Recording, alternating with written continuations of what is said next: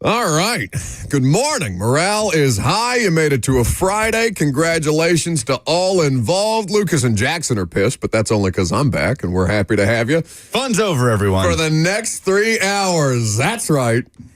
615-737-1045 is how you join the fun. I'll have fun. Whether you have fun, irrelevant to me. I'll have fun today. Oh, that's how he talks to his audience. Do you hear that? I'm talking to you two. That's how he talks to his audience. I'm talking to you two specifically. I hope no fun was had at all while I was gone, and I hope that everybody was miserable. And actually, now I'm my happy to be favorite back. 2 days of working here.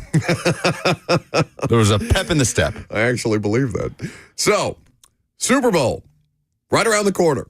New Orleans. A beautiful disaster of Super Bowl activity. A lot of news to come out of the Super Bowl week, as is the custom. We got a huge Lady Vols win to talk about last night over UConn. My flight landed just in time to watch the fourth quarter of that game. You've got an MVP in the NFL and all the necessary awards. You actually got a fair amount of Titans news out of this Super Bowl. And if for no other reason than Jimmy Wyatt continuing to be the best among us, covering the Super Bowl exhaustively from a Tennessee Titans consumption perspective. So you got a fair amount of stuff to talk about there. Where would you like to start? Because it is Super Bowl Friday. It is an exciting time. It is kind of, bittersweet a little bit because it's the last football game of the football calendar year. And I feel like, you just kind of drag your feet for the 2 weeks leading up to the game, and then you finally get excited about the game when the game is on your doorstep. Yeah, Super Bowl week is a weird thing because it feels like everyone is talking about everything in the NFL except the game until maybe Thursday or Friday. We didn't really start to get into the Super Bowl matchup until yesterday. Obviously, Myles Garrett kind of stole the show in the NFL. The NBA might have just stolen the show from the NFL, period, in terms of the news cycle this week. I couldn't believe what the hell was. I wasn't looking at my phone too much Wednesday night, and all of a sudden I pulled it out at one point, and there's just transactions all over the place. Jimmy Butler traded in the middle of the night to the Golden State Warriors. Yeah, crazy. Dalton Connect to Charlotte in what I imagine will be widely regarded as the worst move in LA Laker history. So, yeah. After making the best trade in LA Laker history, Dalton Connect is now they're going to rue the day they chose Luka Doncic over Dalton Connect. So what is this now? Where did he end up? The Charlotte Hornets? Mm-hmm. Buzz City, I was informed by Jackson yesterday, is what they say. Always been a Hornets man. Heartbroken is an understatement. I was just waiting for the Lake Show. Yeah. The sad. Jackson was very sad yesterday. Sad Lake Show. Just muttered into the microphone. So what? You can't be a Lakers fan now? You're a Buzz City buzzer? I don't know. What is Honestly, I'm going to I'm going to watch the Lakers because they're going to be more fun to watch than the Hornets. Is there a less relevant professional sports franchise right now than the Charlotte Hornets? Hey, not to this market, baby. Yeah. Grant Williams, Dalton Connect, and Brandon Miller. Oh, look at that. They're going to get an influx of ratings from the state of That's Tennessee. Right. Tennessee's team. But looking up how to watch Charlotte Hornet games on the work computer right now. Googling how to watch the Charlotte Hornets. They're terrible. Lie. We're doing that still, right? That's a lie. Anyway. You want to come back here and look? No, I really don't. There's a lot of different things to cover. There's a lot of things that just happened between yesterday and today that I guess we should start with. Do you want to start with NFL honors or the most interesting Titan stuff? Because 3HL is obviously in New Orleans. They've been continuing to cover the Super Bowl all week long. They've had a lot of interesting guests. Nobody does the media days / Super Bowl circuit, like the guest heavy. We're going to get you as many different people from as many different perspectives talking about the things that you care about the way that 3HL does. I think they all do a really, really good job, even Kirby. All very interesting Titans angles from each one, and it's all on the 104.5 The Zone YouTube page. Ian Rappaport, Thomas Dimitroff, CJ2K, Trey Wingo. We played the audio from Rap Sheet yesterday, which prompted a very interesting discussion. His stance of Will Levis was a good draft pick with the value of taking a quarterback at 33 overall, the risk reward. So a lot of angles that they hit all week. They maintain that Will Levis was a good draft pick, given the risk reward of the value that they took him with. I remember asking for an explanation at the time. We talked a lot about that the Monday after the second round. But either way, the most interesting, well, we'll start with the Titans headlines out of Super Bowl yesterday, just because that's probably the thing that's most locally relevant. The most interesting headline that I saw was Thomas Dimitroff the former Falcons general manager on 3HL. We'll play you a bit of that audio later in the show. But basically, him outlining, because he did interview for the general manager job here, him outlining what his plan was in at a surface level, but how much of it centered around starting Will Levis is the interesting part of it, and we'll talk about that later on. The most TMZ Titans-ish headline was the Derrick Henry situation, telling Diana Rossini that he, quote, wants to retire a Raven. I think we can parse that a little more because it got some Titans fans understandably up in arms, and I think there's a perfectly reasonable explanation we can talk about later. QB related, obviously, Jimmy talked to Will Levis, and it sounds like you guys covered that ground yesterday. Played the audio 2 days ago. 2 days ago. Just hearing Will Levis talk about how the Titans have communicated to him that they're exploring options at the quarterback position, as we expect them to do. Most inspirational, Jeff Simmons, Walter Payton Man of the Year candidate. All 32 teams get a candidate. Eric Armstead of the Jags won the Walter Payton Man of the Year award, so congratulations to him. But it's always cool to see all 32 candidates on the stage, and Jeff has done a lot of good work in the community. He has done a lot of good work in the community. His Give Him a Reason Foundation has been supporting Middle Tennessee and his hometown in Mississippi for quite some time, so cool to see him at least be recognized for those efforts. And then the funniest Titans headline was the Jelly Roll Snoop Dogg skit, for those of you who watched the NFL Honors last night. In a Tavondre Sweat jersey, Jelly Roll comes out onto the stage. Snoop, have you ever seen him, do anything athletic? Is Snoop a sneaky good athlete? So I went to, the first Super Bowl I ever went to was while I was still in college, because it was in Indy. It was the second Patriots-Giants Super Bowl. And we'll talk about Eli Manning, I'm sure, at some point today.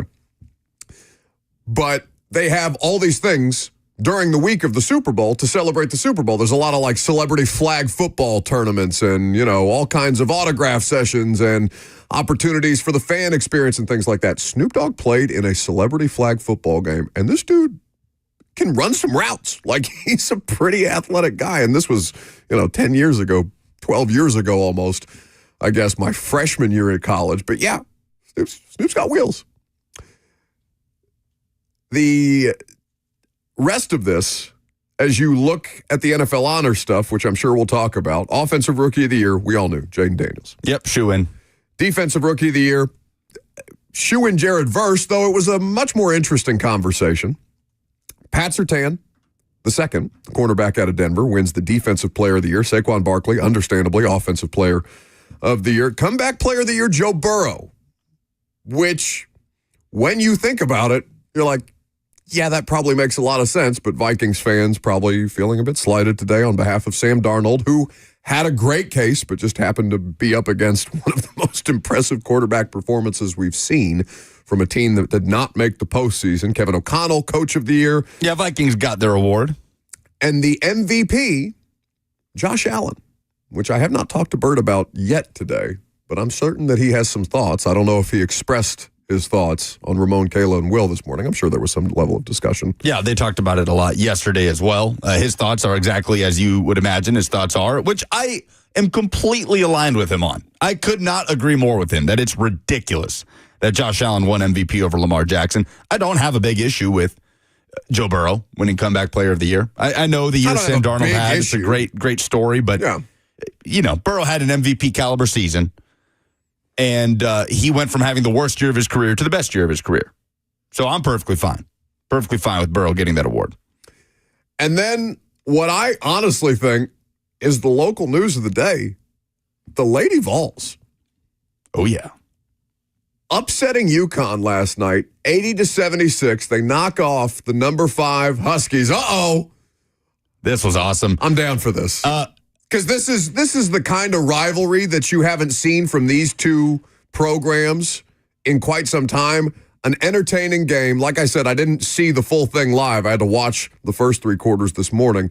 But just such a back-and-forth basketball team. You love to see the way that those two teams compete, and you love to see the University of Tennessee get a dub over UConn. Sorry, Gino. First since 2007. That's crazy. Now, they took a 13-year break there, a very highly publicized break between Gino and Pat, and they didn't resume the series until 2020, but UConn had won the 4 since then. For the most part, it wasn't necessarily competitive in terms of the games in those 4 wins for UConn. Dare I say, Gino Auriemma was outcoached in this game? There were multiple moments that you're just thinking, what are you doing? There was one moment where Tennessee's up 2, I believe, 90 seconds left in the game. Paige Beckers is driving. UConn, not necessarily in transition, but they've got numbers on Tennessee. Beckers has this lane to the basket. She's driving to lay it in. Gino calls timeout. And Beckers was frustrated. You could tell she was angry. It was like when a coach calls a timeout before a field goal and his kicker makes it. And just other little things in this game. A foul that helped Tennessee's shot clock situation late. Just little managerial things that UConn did wrong and Tennessee did right in the dying moments that helped Tennessee win. And we can talk about it more when we do Friday Fire. But biggest moment for Tennessee women's basketball since Pat Summitt was the head coach. Did you see the quote from Gino? And I know you're saying it a bit tongue-in-cheek afterwards, because he was ultimately trying to pay tribute to what that rivalry means to the sport of women's college basketball, of course. But he said, quote, "That's why I don't understand why people boo me when I walk in here.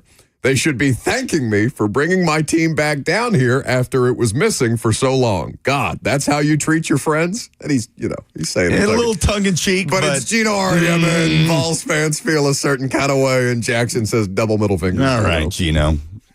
Take that L back home with you.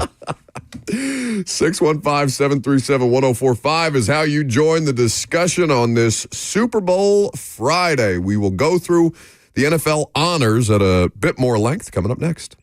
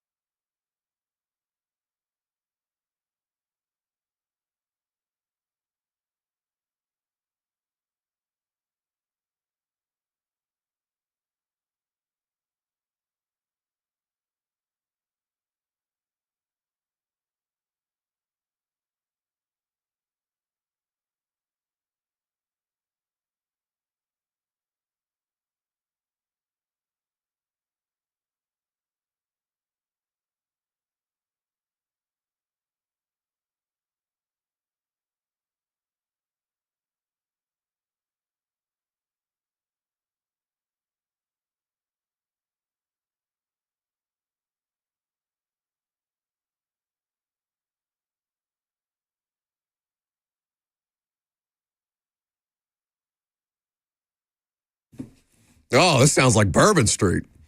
Is there a better food city anywhere in America than New Orleans, Louisiana? Because I would argue if it's not 1A, it's 1B. Have you been to New Orleans? Not for a long time. Not since I was a kid, honestly. What is the kid experience? What are your memories of? Were you terrified by Mardi Gras outfits and things like that? Beignets. That's what I remember. Did you bring us back any? I didn't bring you back anything. I brought Grace back beignet mix because it's not like those things travel well. I'm not just going to take a bag of beignets that are a couple hours old on the airplane and be like, "Here, honey, got you something from NOLA." Me and Lucas would have eaten them. Well, yeah, I know, but you two are disgusting. That's fair. So perhaps you can badger Grace to make a batch of beignets or something like that, and maybe we'll bring them into the studio. Not that powdered sugar, fried donut food is something that needs to be wandering around a radio studio very often.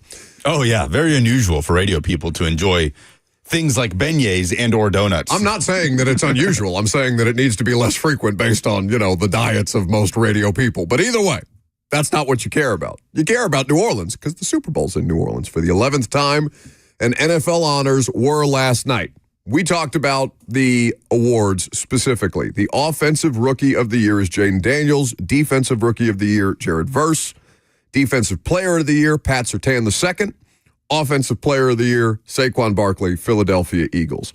Comeback Player of the Year is where if you want to call these things controversial, I suppose you can. There's a case to be made for all of the candidates for this award, but Joe Burrow winning the Comeback Player of the Year, I think surprised people because... MVP. You said Comeback Player of the Year. Oh, I'm sorry. I heard you say Josh Allen in my head. Wait, you think Joe Burrow winning Comeback Player of the Year was more surprising? No. I'm saying if you wanted to start with anything that would be mildly considered controversial, you would start with the Comeback Player of the Year. No, you'd start with Josh Allen winning MVP. Mildly controversial. I'm saying there are degrees of controversial conversation around these awards. Joe Burrow and Comeback Player of the Year is the mildest of the controversy. Before we graduate, we got 20 minutes to talk about this. Don't get to Josh Allen right out of the gate, all right? That's what the people want to talk about. Relax. Is this what he's been doing? He's just been yammering into a microphone for 20 straight minutes? No train of thought, half listening, half not? What did you two do for 2 days? What do you think you have done for 4 years? Yeah, but, that would require self-awareness. Joe Burrow, winning Comeback Player of the Year, the most popular pick, if you'd have polled 100 NFL fans, probably wouldn't have been Joe Burrow, right? Probably would have been Sam Darnold.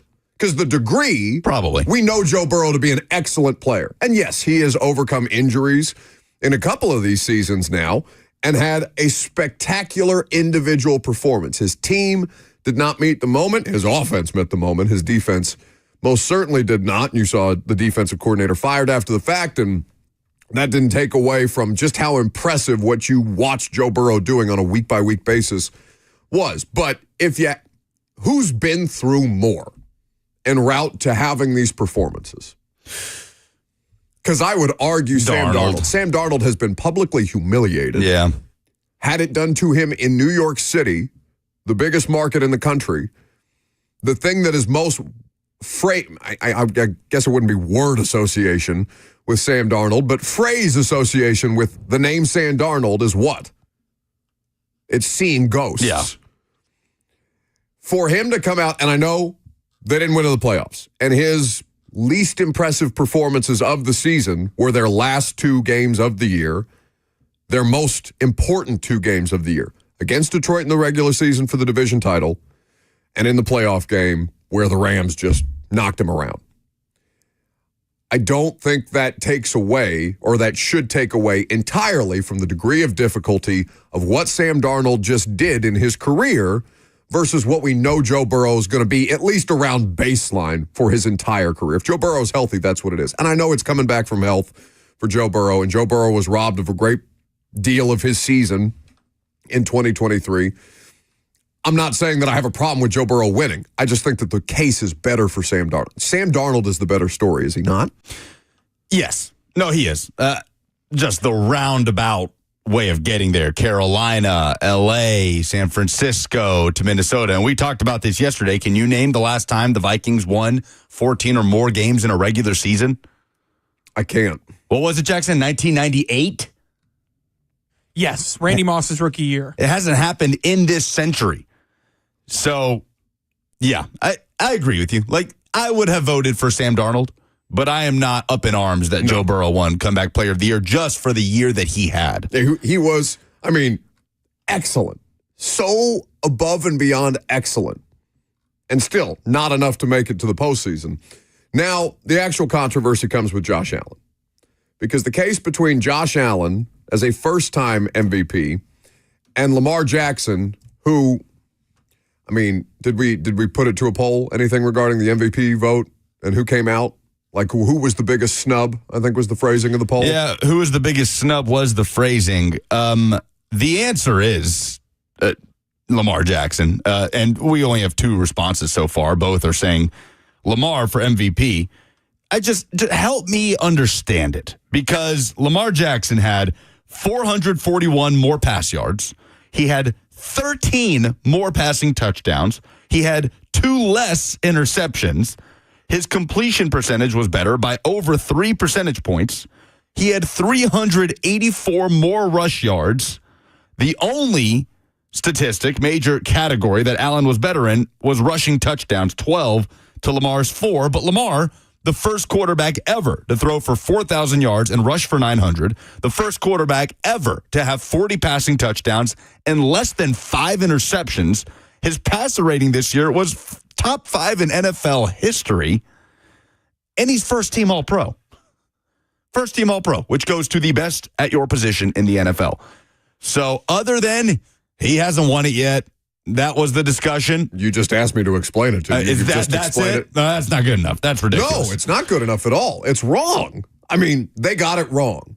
Respectfully to Josh Allen, who is a phenomenal player, he is not the most valuable player in the league this year. That player was Lamar Jackson. The best version of Lamar Jackson, who is also an incredible player. And these guys, it was, let's say this, it was a fun, whatever the result was, and I know people are more interested in bitching about the result after the fact than considering what led us to this point.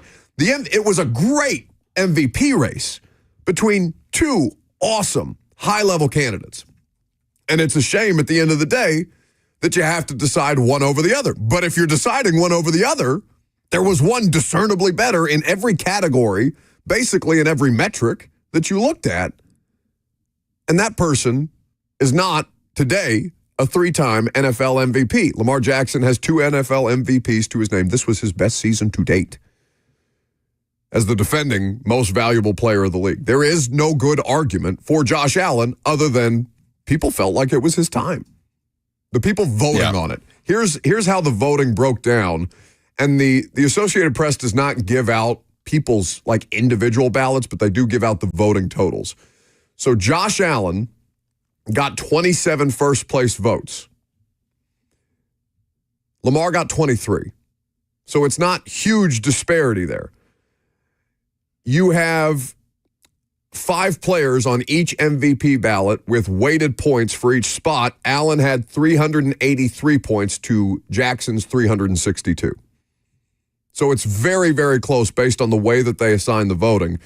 But the last time, and this is a note from Frank Schwab at Yahoo, the last time an MVP race was decided by fewer than 15 first-place votes was 2012 when Adrian Peterson beat out Peyton Manning. The last time it was decided by fewer than 10 votes was 2005 when Sean Alexander got just 19 of 50 votes, with Manning getting 13 and Brady picking up 10. For nearly 2 decades, every MVP has well known, long before it was official, that they were the most valuable player. Wait, so you said Peterson and Sean Alexander over Peyton Manning?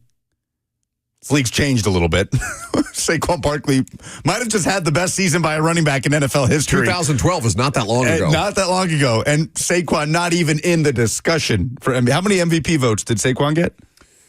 Let's see. Saquon got 0 first-place votes. Wow. Didn't Henry get at least 1? Henry got 1. That's insane. Henry got Not one vote. That's Yeah. crazy. That's crazy.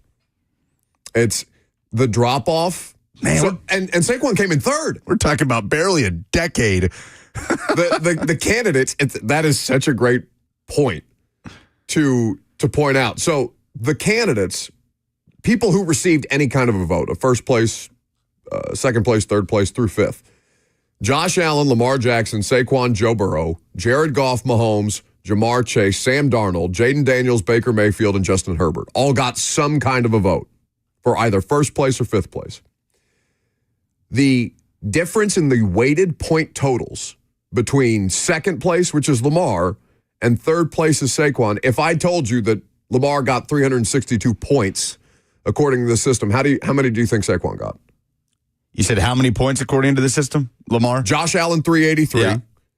Lamar, 362. Okay. Saquon, I don't know, 50. 120. Okay. Man. But still, That's too much it's separation. Crazy. It's crazy. There's too much separation. Now, between the three of them, oh my God. Yeah. It's Saquon did things that we have never seen running backs do before. And Derrick, he had a more impressive single season. I mean, you could go back and forth. There's only, 9 guys, I think, including Saquon, that have broken the 2,000 rushing yard mark. You could go back and forth on whose 2,000-plus yard season was more impressive in recent history, whether it be Derrick Henry in the COVID season or Saquon now. More people saw Saquon's happen because Derrick's was during COVID. But for Derrick Henry to get more first-place votes than Saquon, and the difference in the amount of first-place votes only being one is crazy, to your point. We talked about this yesterday, though. Justice for CJ 2K, who does not get enough credit for being the only player to go 2,000 rushing, 500 receiving. I just pulled up the MVP voting for the 2009 season in which CJ did that, and I mean, I don't even see him on here. Peyton won MVP that year. Drew Brees finished second. Phillip Rivers third. Brett Favre Peyton got robbed by fourth. a couple of running backs. Sure. He was due. Sure, but it's crazy. CJ shows up in the voting for the 2008 season for his 1,200-yard rookie season, but not for 2009 when he goes 2,500 all-purpose. That's insane. So there's always going to be something that people disagree on, right, when it comes to these NFL regular season awards. And again, they are regular season awards. The postseason has no bearing on what they accomplished for the purposes of this vote or these votes. But to read their numbers again, Lamar Jackson had the better stats. 4,172 passing yards, 41 touchdowns, 4 interceptions, a 119.6 passer rating, 915 rushing yards to go with 4 rushing touchdowns. He accomplishes that with the help of Derrick Henry. Otherwise, we know his rushing touchdown total probably would have been more if they just had some other running back. But they have Derrick. Derrick's one of the best red zone weapons that's existed in NFL history, so you understand. Josh Allen's numbers in comparison pale next to Lamar Jackson, except for the rushing touchdown total. 3,731 passing yards, 28 touchdowns to 6 interceptions, a passer rating of 101.4, 531 rushing yards, and 12 rushing touchdowns. So he's just vulturing touchdowns on the goal line. It's the same voters. The same voters as the all-pro voting. That's what blows my mind. Yeah. They voted for Lamar as the best quarterback in the NFL, first team all-pro, and then turned around and said, wow, let's give this one to Allen. That is what happened. You're right. That is exactly what happened. That is the biggest flaw with these postseason awards and why I don't think they accurately reflect what happened in any individual season. Because every once in a while, the people that vote on these things, and I don't have one of these votes, there's only 50, I'm pretty sure, that vote on these specific awards. 50 anywhere in the NFL. This is something that we go through this process a lot, and Bill Belichick is only a 2-time Coach of the Year with basically 2 decades of dominance. Yeah, 2 or 3 in the NFL because people get tired of Bill Belichick winning. Tom Brady, how many MVPs does Tom Brady have? He's a 3-time Coach of the Year. Belichick is. I want to say Brady might only have 3 MVPs as well. And, there's a lot to be said about Brady's... He is 3-time MVP, 5-time Super Bowl MVP, 3-time NFL MVP. More Super Bowl MVPs than regular season MVPs. But I get it because Brady was never, considered the best at his position.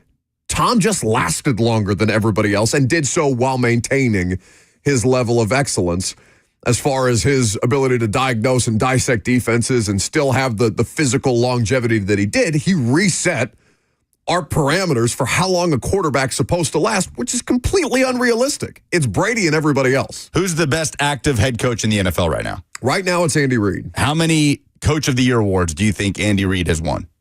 2? 1. It was in 2002. Over 20 years ago. So what are people just discounting Andy Reid? Because Patrick Mahomes does not become who he is without Andy Reid. You could argue that nobody has done, even including Belichick, because obviously the Belichick thing tailed off at the end, but nobody has done a better job in the last 10 years of football than Andy Reid. We get too caught up in the moment, it feels like, in any one given moment without considering the full sample size. And it's easy for me to secondhand criticize the voters because there's a lot fewer voters than there are people commenting on what they ultimately decided to do. But I just hate the idea of, well, they're due. It's kind of like the Super Bowl conversation. Well, at some point the Chiefs are due to lose, right? At some point it'll end. At some point, a team will get the best of them. It has to happen at some point, right? The Eagles are due. Not if they're not the better football team in that particular game. The better football team should win. Not just because one team is due or you've got fatigue. I don't know how you could have fatigue over Lamar Jackson. Josh Allen is probably my favorite player to watch in any given sample size. I just think he's a menace. I think he's unstoppable at certain points. But Lamar does it in such a different way and is equally unstoppable. I don't know how you could get tired of watching that guy or get tired of considering that guy's greatness, given that he just took it to another level this year. Puka on the F&M Bank chat says, no MVP is Allen because Allen is more important to the Bills than Lamar to the Ravens. Lamar had Henry to carry the load. And that is, other than it was his time, that is the secondary, maybe primary argument for people supporting Josh Allen winning MVP. Derrick Henry is a supporting cast. He shouldn't be a knock on Lamar Jackson being unbelievable. Derrick Henry opened things up for Lamar Jackson without question. But how much did Lamar Jackson open things up for Derrick Henry? I mean, this... I hate that argument. Yeah, I agree. And by the way, Bert brought this up yesterday. James Cook tied for the league lead in rushing touchdowns. He had a phenomenal season. So this idea that, and I thought Josh Allen's supporting cast was going to take a significant step back. It was my worst preseason opinion that I had. I mean, they weren't great. Like Amari Cooper, like the best thing that they got Josh Allen this year was Amari Cooper. And Amari Cooper, at the end of his rope. He was like their, sixth lead receiver. Amari Cooper didn't do that much this year. Right, but like if you compared the two teams' skill position players, how far down on the list do you have to get before you name Keon Coleman? Sure. Let's see. Zay Flowers and Rashad Bateman and Mark Andrews, right? The three primary pass catchers for Lamar. And for Josh Allen, you're talking about Khalil Shakir, Keon Coleman, Dalton Kincaid. And then you get into Amari Cooper, Matt Collins, Dawson Knox had similar numbers. We'll get to your phone calls on this if you want to chime in on the MVP award that went to Josh Allen instead of Lamar Jackson last night. 615-737-1045. Quickly, though, I'll remind you that 3HL continues their Radio Row coverage down there in New Orleans, where they've been getting great guests all week long. It is brought to you, the Radio Row coverage, by Low T Center and Rude, who is proud to partner locally with Roscoe Brown. Let's go to Chuck up next. Hey, Chuck. Hey, Buck. Hey, I'm 68 years old. I've watched this I've seen every Super Bowl live since I was, 10 years old. So I've seen it all. I just can't understand how a guy like Saquon Barkley, who, if you just let's just say go halfway through the season and he's got 1,000 yards and he gets another 1,000 yards in the second half with every defensive coordinator trying to stop him. He basically... If it hadn't been for him, they would not be in the Super Bowl because the Rams would have beat them. I mean, I just don't understand how this guy just barely gets a sniff. And, Derrick Henry the same way. I mean, when are we going to stop marginalizing running backs? Because these two guys are incredible. You may say they're the best ever of the running backs in this group, but they're still incredible. So when are we going to stop marginalizing running backs? Did I watch this go on? Adrian Peterson was the last one to get it. So, hey, let's stop this. And Saquon should have been he should have been the MVP. Thanks for the call, Chuck. That's 60 seconds. I mean, league trends do seem to ebb and flow, but like this was a very running back centric season. And still, to Chuck's point, the position was marginalized. So I can't answer that question if it wasn't going to be in this season where they got at least a little more of the shine and Saquon got less. Well, that's the fascinating thing about this Super Bowl is it's the two opposite ends of the spectrum where Saquon has debunked all of that, right? Yeah. The Giants didn't want to pay that. And then you have the Chiefs who are paying $2 million collectively this year to Kareem Hunt and Isaiah Pacheco, who have done a job for them. We just watched Isaiah Pacheco help the Chiefs win a couple Super Bowls on a 7th-round pick contract. So it is interesting, the parallels between the two. Do you have a stat of the day? I do. Hoops tomorrow. What's next?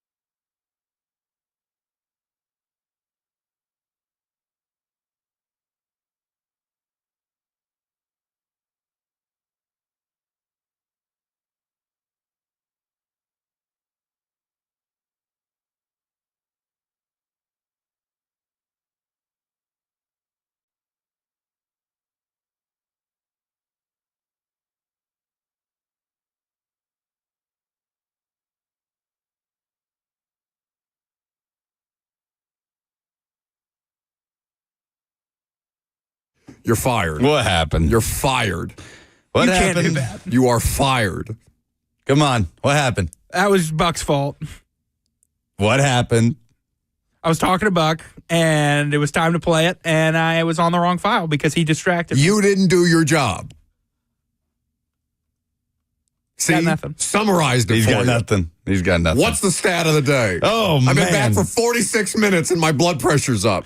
Tennessee forward Igor Milicic Jr.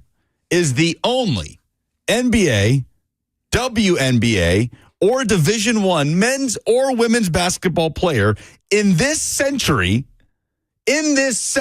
What? to have one game with 20 or more points, 10 or more rebounds, 5 or more assists, 4 or more blocks, 2 or more steals, shoot 75% or better from the floor, 50% or better from three, or 75% or better from the free throw line in his performance in Tennessee's win over Missouri on Wednesday night. That's a fun game, by the way. It was an electric game. 57 second half points for Tennessee. They turn around to travel to Oklahoma, who's coming off a blowout loss at Auburn. 11 a.m. tip-off tomorrow in Norman. You can hear that right here on The Zone, courtesy of the Vol Network. But I knew Igor Milicic Jr. had a great performance on Wednesday. I was mind blown at this statistic. When you said, I was waiting for you to say, like, I don't know, This like the last season. 5 years You're right, yeah. or, you know, something, which would have still been impressive. He said a century. Since the turn of the century. Yes. Since Y2K. Yes. So stunning statistic. Rick Barnes said after the Auburn game a couple weeks ago, we need more out of our front line.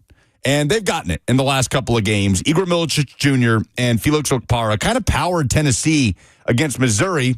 Now, there were a lot of factors there. Zakai Ziegler was phenomenal. Jordan Gainey was phenomenal. And Okpara probably should have had better numbers. He missed kind of some layups, some short-range buckets that he's got to finish off. But Igor Milicic Jr. was the absolute best version of himself. And he is the guy that makes me think about what Tennessee's ceiling could potentially be this year in March, because Tennessee's not had a player like Igor Milicic Jr. And the entirety of Rick Barnes' tenure, Tennessee has not had a stretch four that can step out and shoot the three like Igor, that can just give you the versatility that he brings. He was the only player that found any consistency shooting the three in that 11 of 45 performance against Kentucky.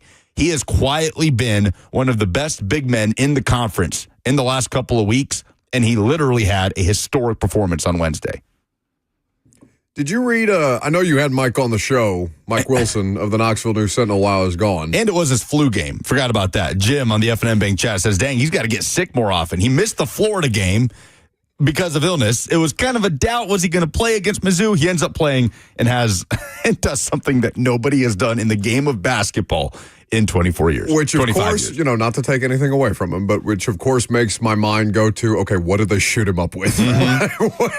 What are they giving him to get him on the court that's, you know, supercharged him for that one particular night? But it was an incredibly impressive performance. Mike Wilson, if you haven't gotten a chance to read at the Knoxville News Sentinel here in the last, I think this just posted this morning, as a matter of fact, his details on the Tennessee basketball halftime film session that they used to put themselves in position to beat Missouri and come out and play in the second half the way that they did. It was a game that they absolutely had to have. We're not just talking about, obviously, the men's basketball team who beat Missouri a couple of nights ago, the Lady Vols with a huge win. We talked about that to start the show over UConn. Probably get back to that. I'm sure that's going to be somebody's Friday Fire at 11:45. Do I have things to give away, by the way? You do. 2 tickets to see Lainey Wilson in October. Not yet. Not yet. Don't call me yet. At 11:45. I may have played the music, but not yet. I'd forgotten about that until you reminded me. You're fired again. Woo! But things are trending in the right direction. Now, the road trip to Oklahoma, ask Vandy, apparently no small thing. So you can have a letdown performance at any given point, even if Oklahoma has not performed well in conference play to date. They've looked a little better down the stretch. I was critical of Porter Moser earlier this, probably would have been last couple of weeks we were talking about Oklahoma. That was definitely before the Vanderbilt game, before they hosted Vandy and beat them by 30 after Vandy finally got into the top 25.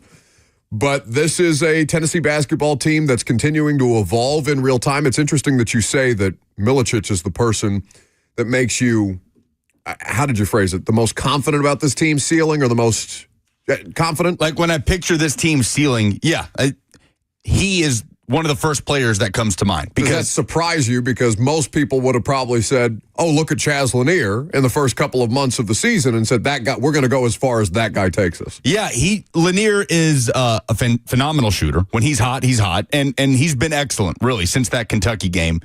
He's been great at getting himself open, finding himself good looks, and knocking them down.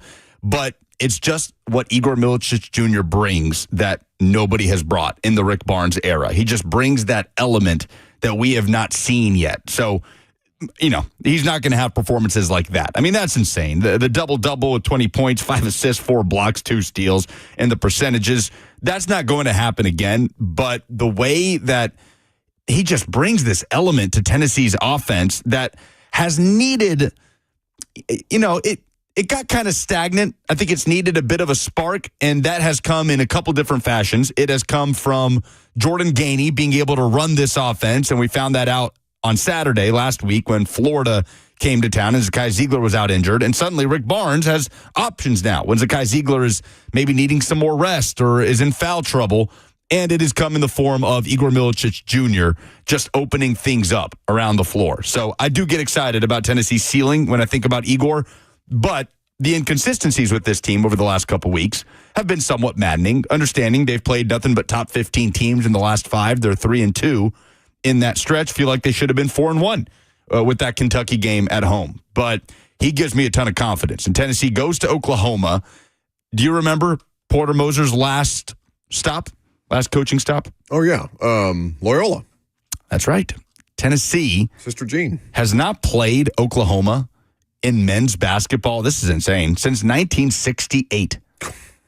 So this will be the first time Rick Barnes and Porter Moser share a sideline since that Loyola game in the second round of the NCAA tournament in year 3 of the Rick Barnes era. Tennessee's first trip to the tournament as a 2 seed under Barnes. That was a heart-shattering loss for myself and Vols fans everywhere. So Oklahoma's a good team. They, like you said, routed Vanderbilt, turned around, got routed by Auburn. There are no easy outs on the road. Tennessee's only won 1 road game in conference play this season. Early tip-off, so we'll see if they can keep the momentum going because certainly that second half offense against Missouri was the best Tennessee has looked all year long offensively, just flipping that game on its head, going from down 11 to up 14, and then cruising to score 85 points in a conference win. It's an 11 a.m. tip. Like Lucas said, you can hear Vol Network coverage right here on 104.5 The Zone tomorrow, as a matter of fact.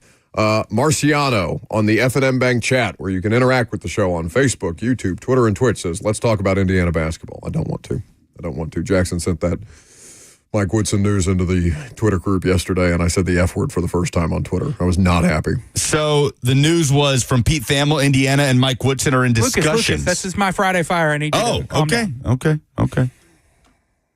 We'll save it.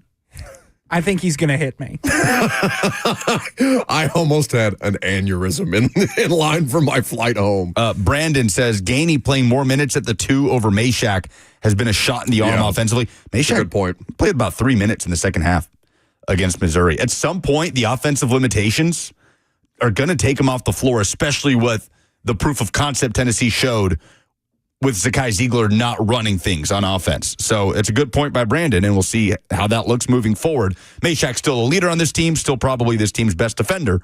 But, it's interesting, the things that Rick Barnes is tweaking and kind of tinkering with right now as we get into February.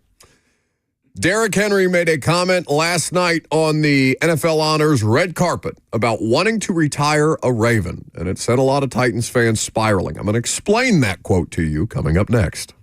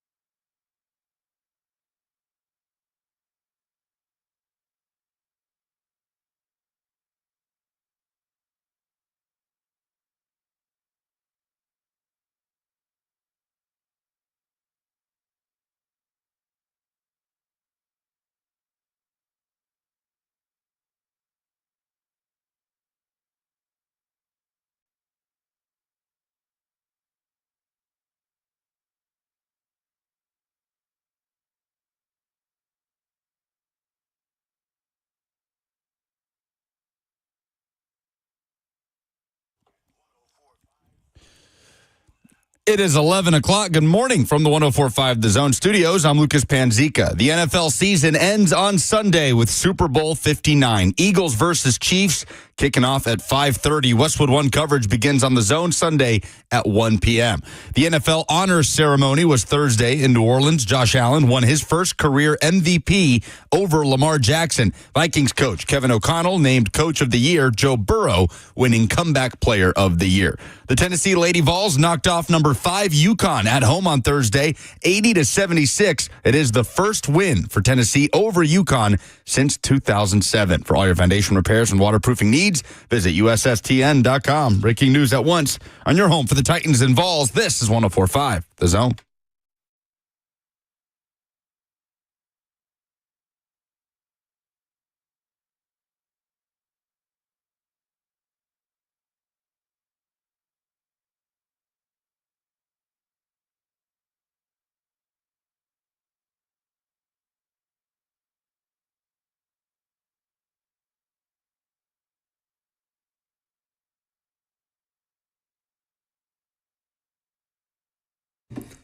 Second hour on this Friday. Thanks for hanging out, jumping in. Football is almost over. Well, football season is almost over. The NFL, the Super Bowl, New Orleans, it's been a takeover. The city, there are few cities that do events like the Super Bowl. And there's not that many events like the Super Bowl, but few cities do it as well as New Orleans. Do you think at some point we'll get away from the league trying to jam it into places where it doesn't, like the events don't make sense?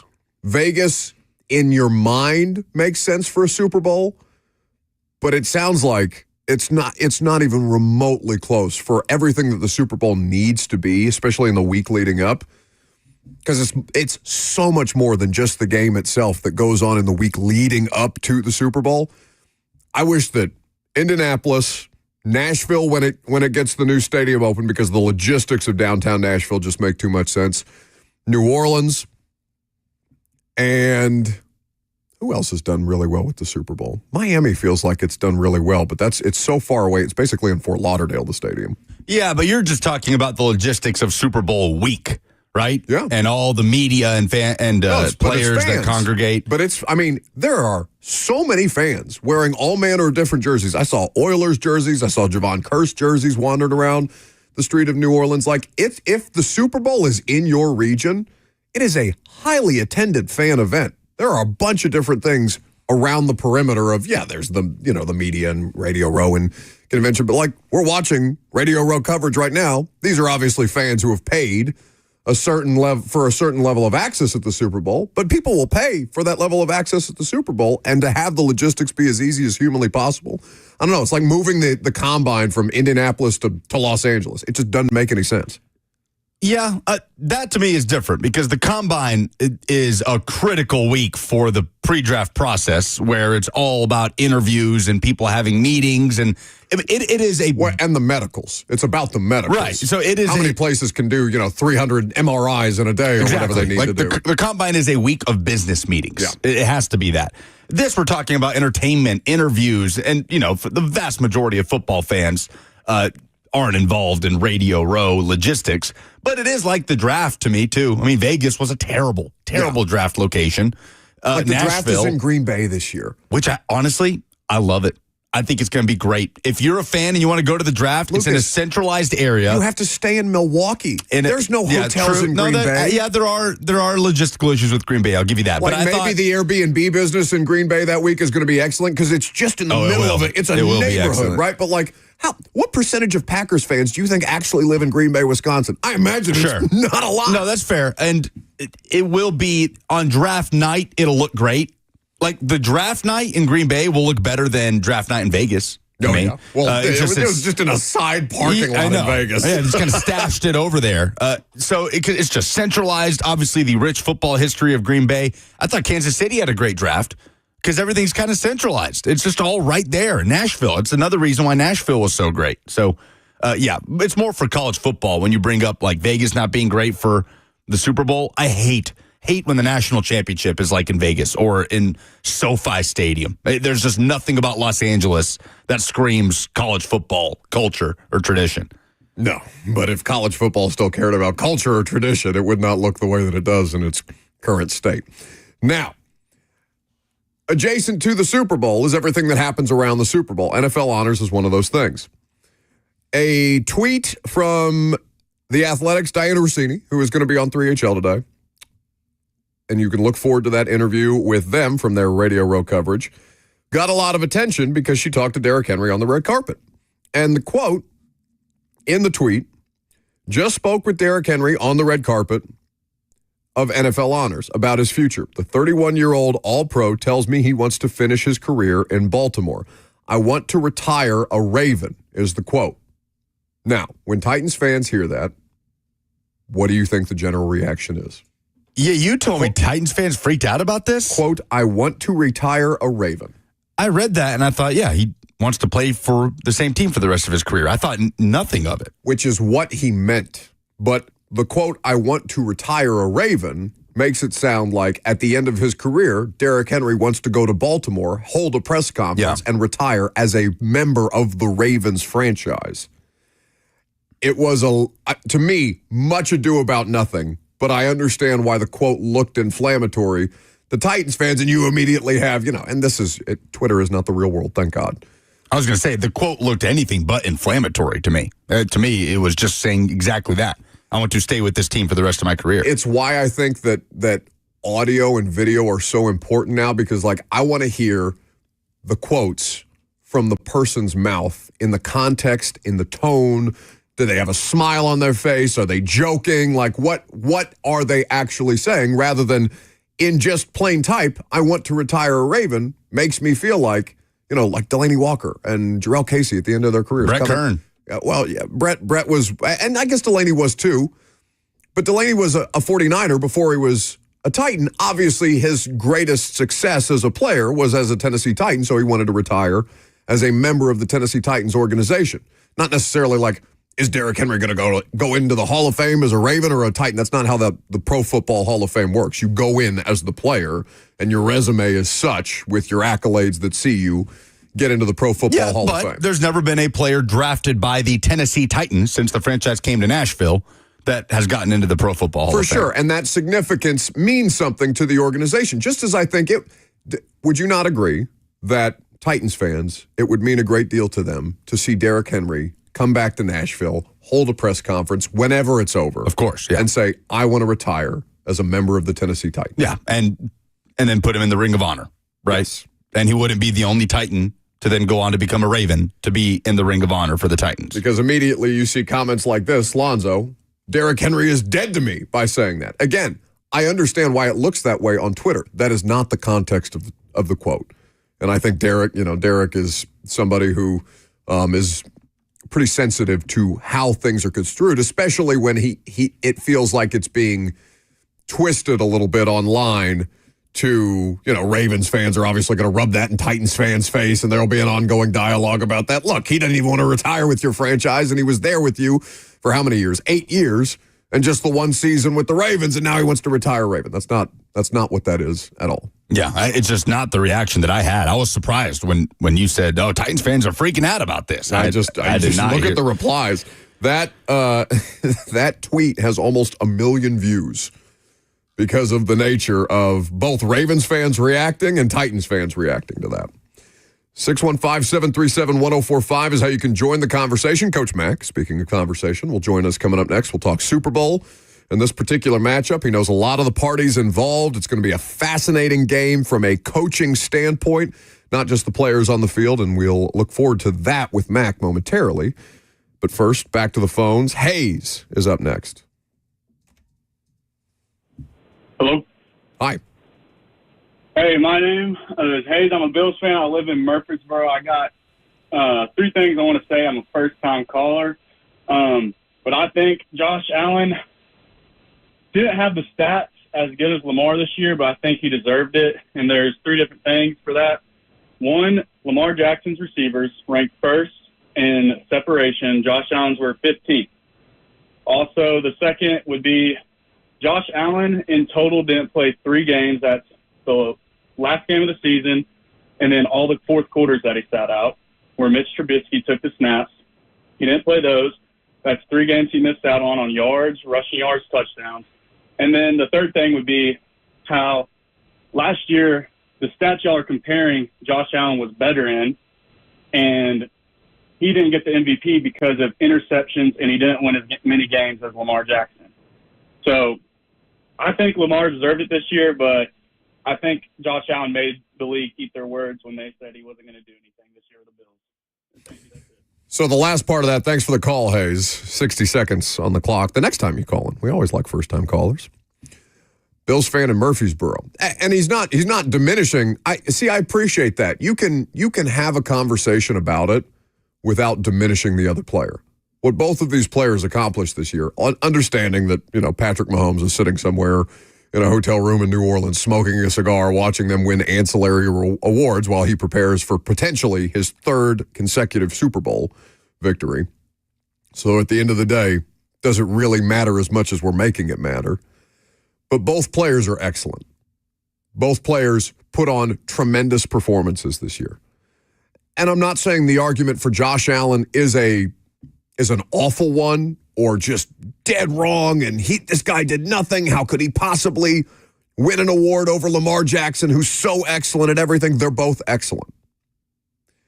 But the case for Lamar Jackson, I think, me personally, watching these two players all year long, not having to vote either way, but if I had a hypothetical vote, like, who would we all vote for? I would vote for Lamar Jackson. Yeah, for sure. He makes a good point about 2023.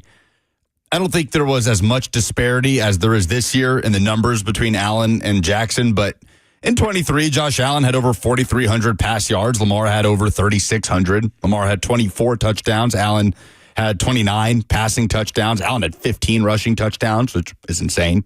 Last season, Lamar had just 5, but the interceptions are tough. 18 picks.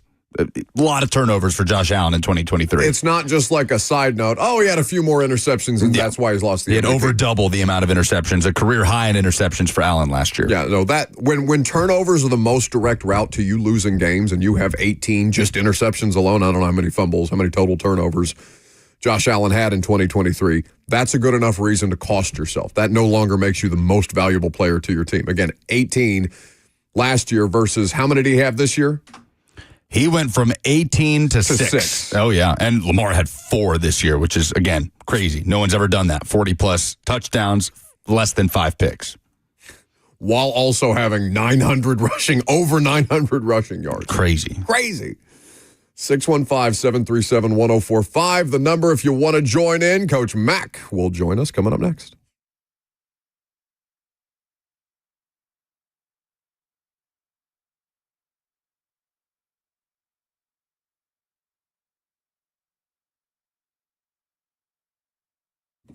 Will I have enough money when I retire? When should I start to draw from Social Security? These are questions that are completely normal, and they can sometimes keep you up at night. Let me introduce you to a team that's there to keep you on the right track and guide you through it. That's Trajan Wealth, Trajan Wealth. Not just any financial firm, they are your partners in securing your financial future. Trajan Wealth is a family-owned, veteran-led team that puts your needs first.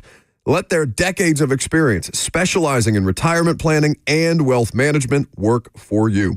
Trajan Wealth offers free consultations to help you develop your plan and your peace of mind. So call them today at 615-270-5000. That's 615-270-5000. Or visit them online at TrajanWealth.com. Advisory services offered through Trajan Wealth, LLC, an SEC-registered investment advisor. This is a paid advertisement.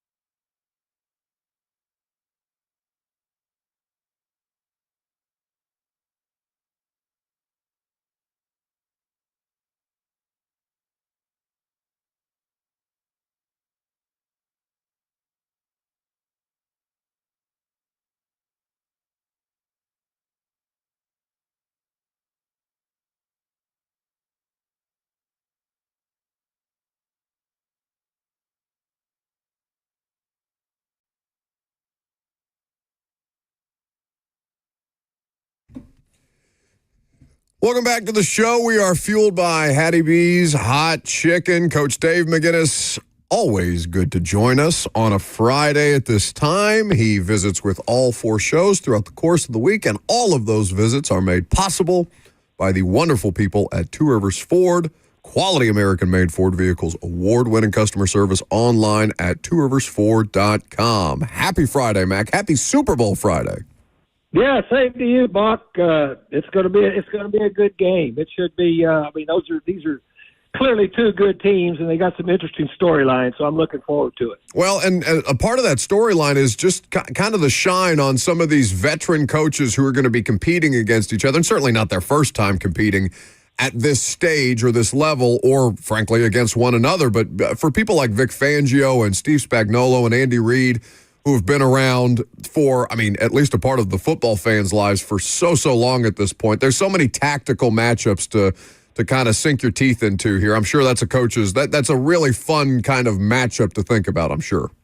Yeah, you're right. It really is. And there's several coaches on those 2 staffs that I know very well. Of course, start with the Chiefs, Spags, known Spags for a long time in this league because he's a long time defensive coach, and we've crossed paths a lot. And Spags is one of the best at what he does.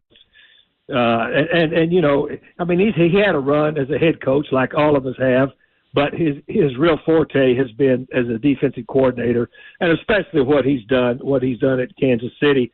Also, they got a couple other coaches that I'm very familiar with. Andy Heck, their offensive line coach, played for us at the Bears.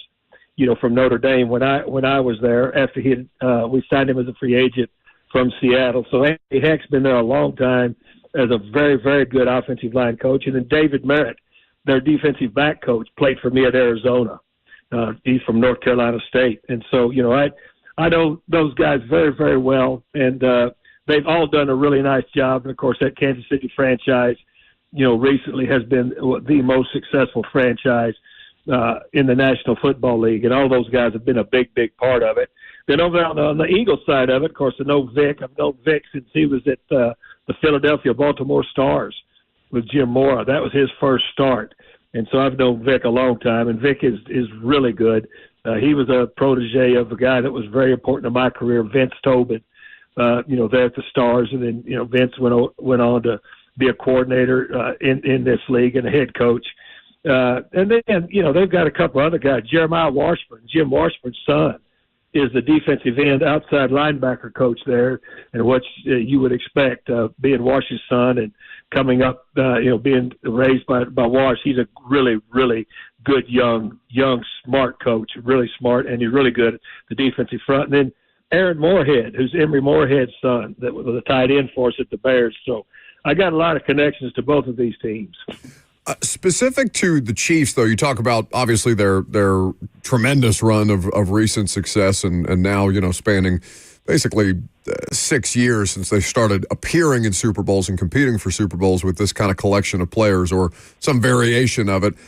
How much of it has been sustainable, Mac, because they've had continuity of the systems that they're running on both the offensive side and the defensive side? And if Steve Spagnuolo was 35, every team in the NFL would probably call them at some point that had a coaching opening about this person. And Steve Spagnuolo may have not had the opportunities that he did earlier in his career that might see him leave Kansas City. I just think that's such a huge under-discussed part of it. Well, I think you're right, Buck. You make a very good observation. Of course, their continuity, just hiring Mike Morganzi here, he's been there for 16 years. And the part of their front office has been a huge, huge part of the success they've had there. But that continuity has gone down through the coaching staff, and especially since Andy has taken over. Most of those coaches there don't leave, and the ones that do, a lot of them, come back. And so that continuity, that point that you bring up from the front office all the way through the head coach and through the coaching staff, it cannot be underestimated. It's huge. Of course, clearly being able to land a franchise quarterback that you can build around is a big part of it. But having a continuity in those 2 spots, in the front office and also the head coach and the staff, helps you also to be able to draft those types of guys and to keep them. Coach Dave McGinnis of Titans Radio here with us on 104.5 The Zone, talking a little Super Bowl with Mac on this Friday. But then along those same lines, Coach, with all of that continuity, the Kansas City Chiefs are very different in 2024 than they were on that first Super Bowl run with Pat Mahomes in 2018, right? Number one offense in the league, MVP winning season. Fast forward to now, really the last couple of years where the defense has kind of been the catalyst. What's the most impressive thing to you about the way the Chiefs have evolved within themselves over the course of this era? Well, first of all, that's a good point, Lucas. You have to evolve in this league because if you have success, as a franchise, people are going to want your coaches and they're going to want your players. And with free agency the way it is, of course, there's no, contracts determine whether coaches can leave or not. But if they're being promoted to a head coach, then there's no restrictions. But the free agency makes you have to be able to evolve. The one thing that I will say, and you're correct in saying what the strengths of those two very different teams have been, but they've both, been very, very good teams. Clearly, reaching the Super Bowl and winning these Super Bowls and going for their third in a row. The thing that's been consistent is what I just mentioned with Buck, that quarterback. And as long as you've got that quarterback still there, and of course Kelsey's been a huge part of it, but as long as you've got that quarterback situation and you've got everything else in place, the people that leave that you can replace them with, they still revolve around that orbit of that quarterback. The Chiefs have had a top 10 run defense all season. It's dropped off a little bit in the postseason, Coach, just in the amount of yardage that they're giving up, and now going up against Saquon Barkley, who's on this historic run. What do you think about that matchup specifically and what you expect Spags to do in his approach to stopping Saquon and maybe what that could open up for Jalen Hurts? Well, I mean, it's really big because it's going to be interesting. Now, Spags, in his DNA, he loves to bring heat. He loves to bring pressure, and then that's been in Spags' DNA ever since he's been a position coach. And once he became a coordinator, he really likes to do that now. He's going to have to pick and choose how he wants to do that, in this ball game. That's going to be extremely, extremely important. He's going to have to be able to hit his spots where he wants to do that because of this reason. You're bringing heat. You bring heat for a lot of different reasons. But if you bring heat, and he particularly dials up run blitzes, you better be sure everybody. Well, we just saw the instance in the championship game where Saquon Barkley, he just needs a little bit of a crease. So if you're going to bring heat, you better be sure everybody is gap sound, because bringing heat, most of the time you're in a single high safety, and if you're in a single high safety and you've got a game breaker like Barkley, you give him a crease and give him a shot to the second level really open, and then he's got a single safety he's got to beat, he'll beat him every time. So Spags going to have to be very, very judicious with the heat that he brings and when he brings it, because you're right. Saquon Barkley is a difference maker. I wonder, to that point, Mac, Coach Dave McGinnis, Titans Radio, here with us on 104.5 The Zone. We're talking about the Super Bowl. When you are a coach and you have certain principles and your players, obviously you have a systematic diversity or variety in what you're calling, and people are prepared for certain situations, and you get ready for that singular opponent for 2 weeks. Like, you obviously have your plan in place that may have some variances on what it is that you do, but Steve Spagnuolo's defenses tend to come, at least by percentages when you look at the numbers, with a lot of man coverage. And when you're going against skill players like the Eagles have on the outside, I wonder how much you kind of marry what it is that you do without getting too far away from it, understanding that people like A.J. Brown are going to cause you problems from a matchup standpoint. Yeah, well, that's the whole key, and you're very correct. The matchups are, and you don't. Here's what you try to do. When I've called defenses before, been around this game a long time defensively. You call the game to beat the opponent at hand, and that's extremely, extremely important, because you've got to understand. You try to take away within the context of your defense and some special things you might put in. You try to take away what they do best, and not only what they do best, but who they do best with. And so that's to your point. You've got to be you can't just blanket saying, okay, I'm going to do this, and we'll just play this blitz like we've always played this blitz, or we'll deploy this pressure just like we've always deployed this pressure, or we'll roll this coverage like we've always rolled this coverage. You've got to be able to structure it as to who you're playing against, And you always start in as a defensive game planner, taking away what they do best and taking away the people that make them do that the best. And you just mentioned, a couple of them that can hurt you in single high coverages: the running back and the receiver. Beyond just the game, Mac, obviously NFL honors last night, and with the NFL honors and the awards that were given out, they announced the players who will be enshrined into the Pro Football Hall of Fame this coming year. Jared Allen, Antonio Gates, Sterling Sharp, and Eric Allen. I wondered if you had any thoughts on this year's class. Well, coached against most of all of them. I mean, yes, and I mean, when you start, they've tweaked it a little bit as to where the numbers are pretty small in this class. They really are. But when you go to them individually, and as the years go on, and you have more and more people that reach that 5-year retirement level coming in, every one of them's deserving of it. I mean, as I said, I've coached against every one of them, and they all have qualifications. The thing that always comes up this time of year, Buck, you know it, your listeners know it, is, well, how could they leave this person out? I mean, Hall of Fame voters. I know a lot of Hall of Fame voters very well, and there's a lot of discussion that goes into this, because there really is, if you want to be honest, no wrong answer when you start picking your Hall of Fame players. But then it gets down to who gets to go in at what time. That's what becomes a little bit questioning by everybody. But all of those guys you just mentioned, quality players over a pretty good stretch of careers. Mac, before we let you get on with your Friday, I'd be remiss if I didn't ask you about the passing of Virginia Hallis McCaskey, the longtime owner of the Chicago Bears. She had been she has witnessed so much NFL history, been a part of so much NFL history, and I know that's a franchise that's near and dear to you.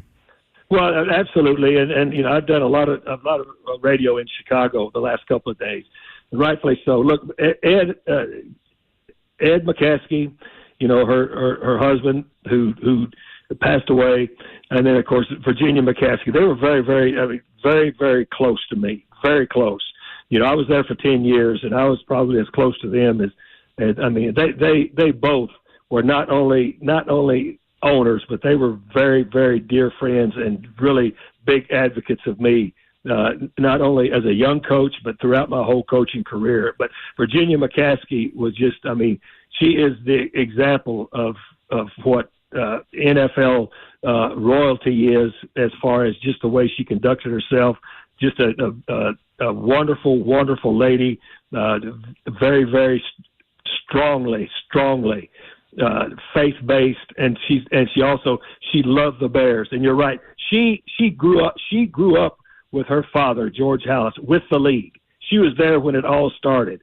I mean, she went on barnstorming tours as a 2-year-old, with Red Grange. Think about that a minute. Yeah. To start this league.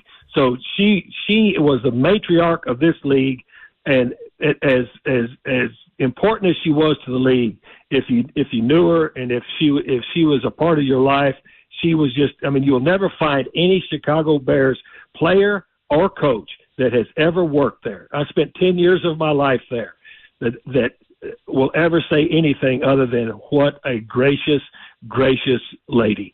And that's what I can say. And I know that she was very special to me when I was a young coach. I mean, it made my career that I'm still reaping the benefits of, 39 years later in this league.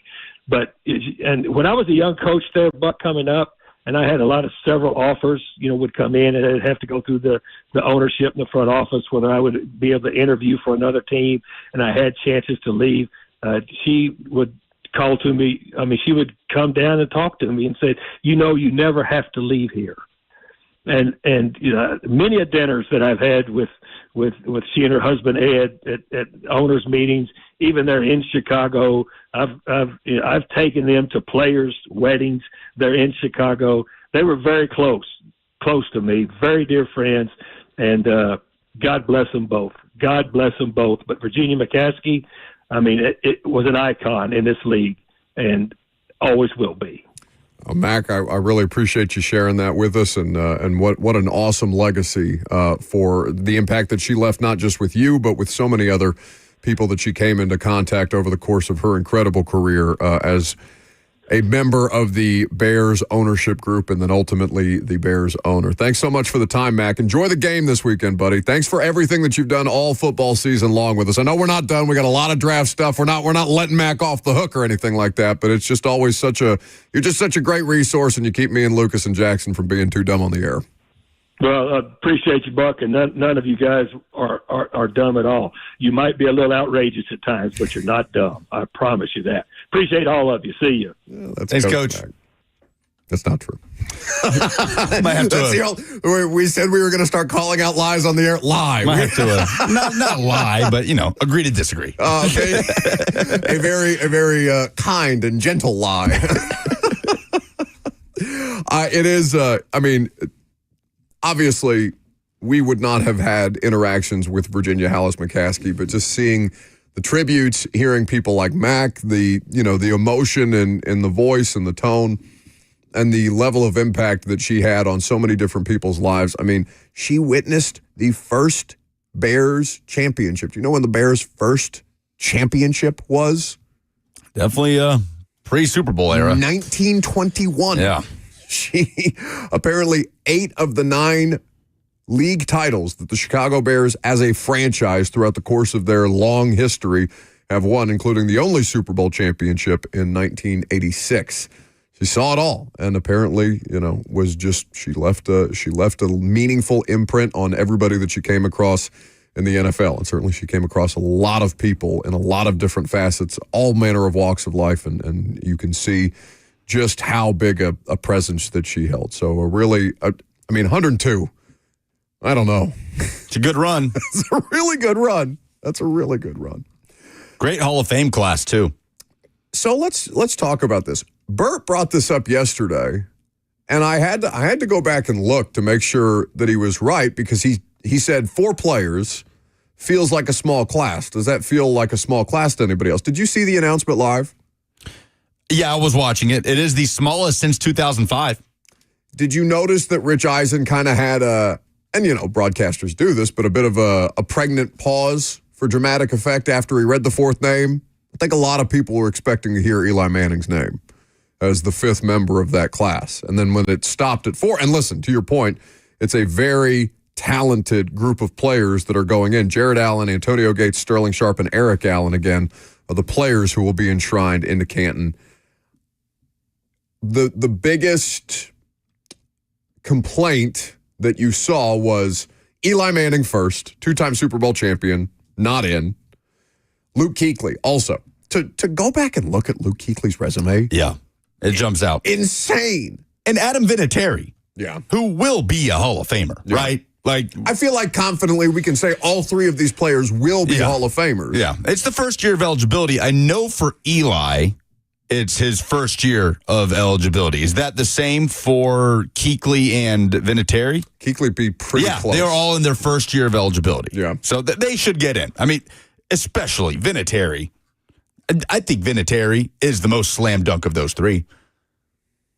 Like, I agree with you. Eli Manning should be in the Hall of Fame, but there is debate, is there not, about Eli Manning? Like, people push back on that.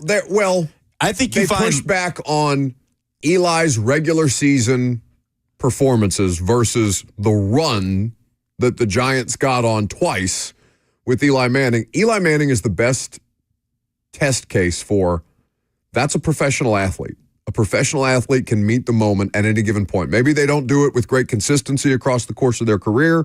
Maybe they have more frustrating moments than they do Hall of Fame type moments. But there is no disputing that Eli Manning is a huge part. I know they were built around defense and they had incredible defensive fronts in particular, especially to do it against Tom Brady and the Patriots twice, and it took the helmet catch and everything in between. For Eli Manning to have 2-time Super Bowl champion next to his resume. It's not just that, though. I mean, he's top 10 in passing yards all time, top 10 in touchdowns. To never miss a game due to injury in 16 years, that's absurd. Coach Mack brings it up all the time, 100% injury rate in the NFL, not for Eli Manning. So Yes, he is a Hall of Famer, but I think you'll find less pushback on Adam Vinatieri than you will Eli Manning. I guess the question that I wonder if you're right about that. Because Eli's our version of, is Joe Flacco elite, right? Is Eli Manning a Hall of Famer? Like, this is the debate? I guess there's a better case for Eli Manning as Hall of Fame. Easy. But Adam Vinatieri disparaged Joe Flacco that way. Has scored more points than any player in the history of the National Football League. That's pretty good. He is resume bullet point. He is a Hall of Famer.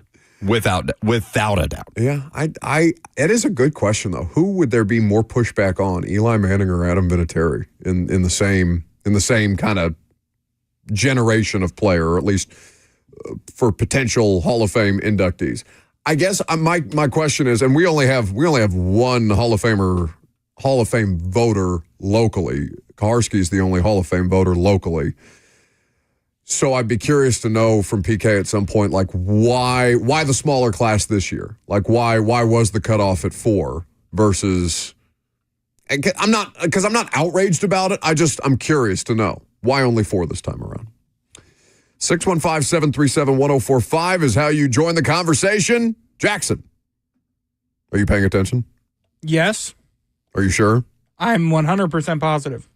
You're about to ask me what the Friday Fire giveaway is. Then we're going to go to break. Come back with Friday Fire. All right, go ahead and do it. You should. I wish you had said something different. You're about to ask me about Eli Manning as a Hall of Famer. That would have been funnier. Give us a call at 615-737-1045 with a moment of positivity from the world of sports for a chance for you to win 2 tickets to see Lainey Wilson at Bridgestone Arena on October the 2nd. Doesn't just have to be sports. Eli should be a Hall of Famer. Okay, thank you for your input. I agree. I agree with you that he always met the moment. There's not a lot of players who you can say that about. At the most important moments, they delivered. 615-737-1045. Give us your moment of positivity. Jackson said from Just Sports, I don't care about just sports, because plenty of people have sports misery in their life, but they have good things that happen to them otherwise. Personal, professional, sports, or anything that put a smile on your face this week. What's your Friday Fire for the opportunity to win those 2 Lainey Wilson tickets next?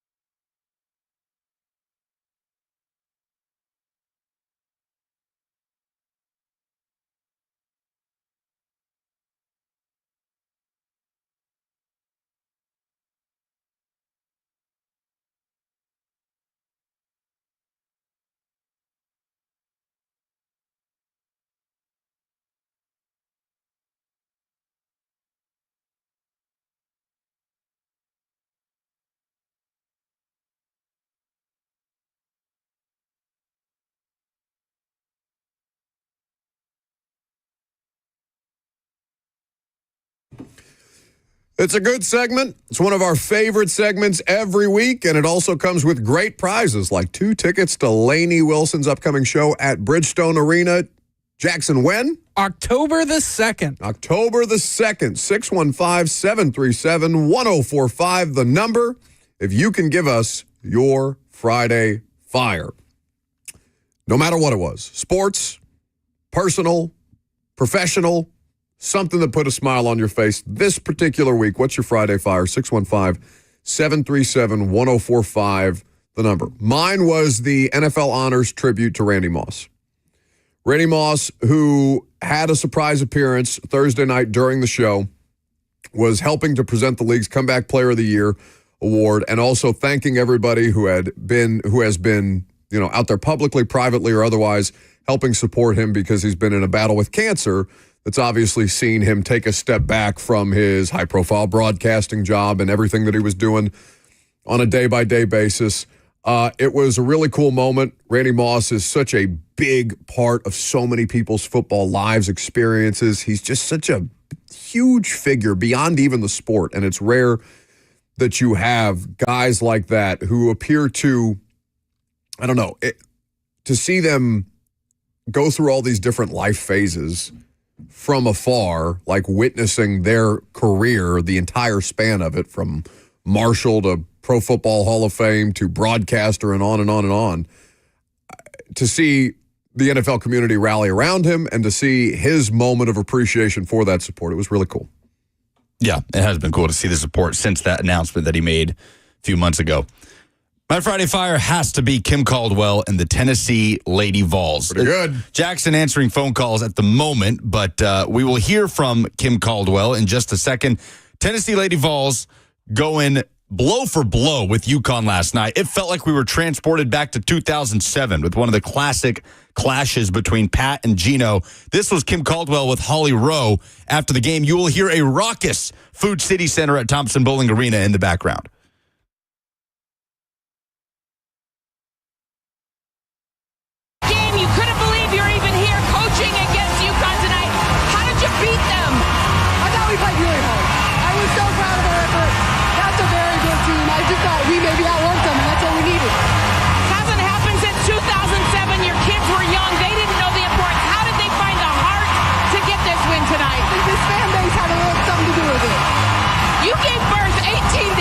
Can we put into perspective what you're accomplishing out here, Coach? I want to go home and see my baby boy. Do it, Coach. Thank you.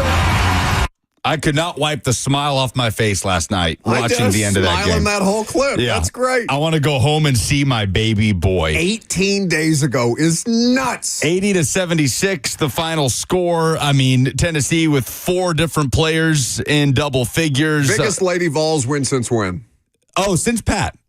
And look, Tennessee has won SEC championships since Pat stepped down. Holly Warlick had a brief stint of success after Pat stepped down. But just in terms of a win that meaningful to the fan base, this was the Tennessee Lady Vols version of that 2022 football win over Alabama. This was that version of that win. Just incredible, huge turning point for the program. And I saw Mike Wilson comment on this on Twitter last night. Connor Caldwell, the 18-day-old son of Kim, has never known a world in which the Tennessee Lady Vols have lost to Gino Auriemma and UConn. All is right in the world. I look forward to seeing where Tennessee will rise in the AP poll, but they got to turn around and go to LSU on Sunday, a top 10 matchup. Tennessee has come so close this year. They've come within a possession of knocking off Oklahoma, of knocking off LSU. They'll get LSU again on Sunday. Top 10 recruiting class, and top 5 recruiting class on the way next year. Kim Caldwell is building something. Again, I just could not wipe the smile off my face last night watching that win. First time since 2007 for the Lady Vols to knock off UConn. Jackson. My Friday Fire goes out to an NBA champion, a second-team All-American, a gold medalist at the 1979 Pan American Games in San Juan.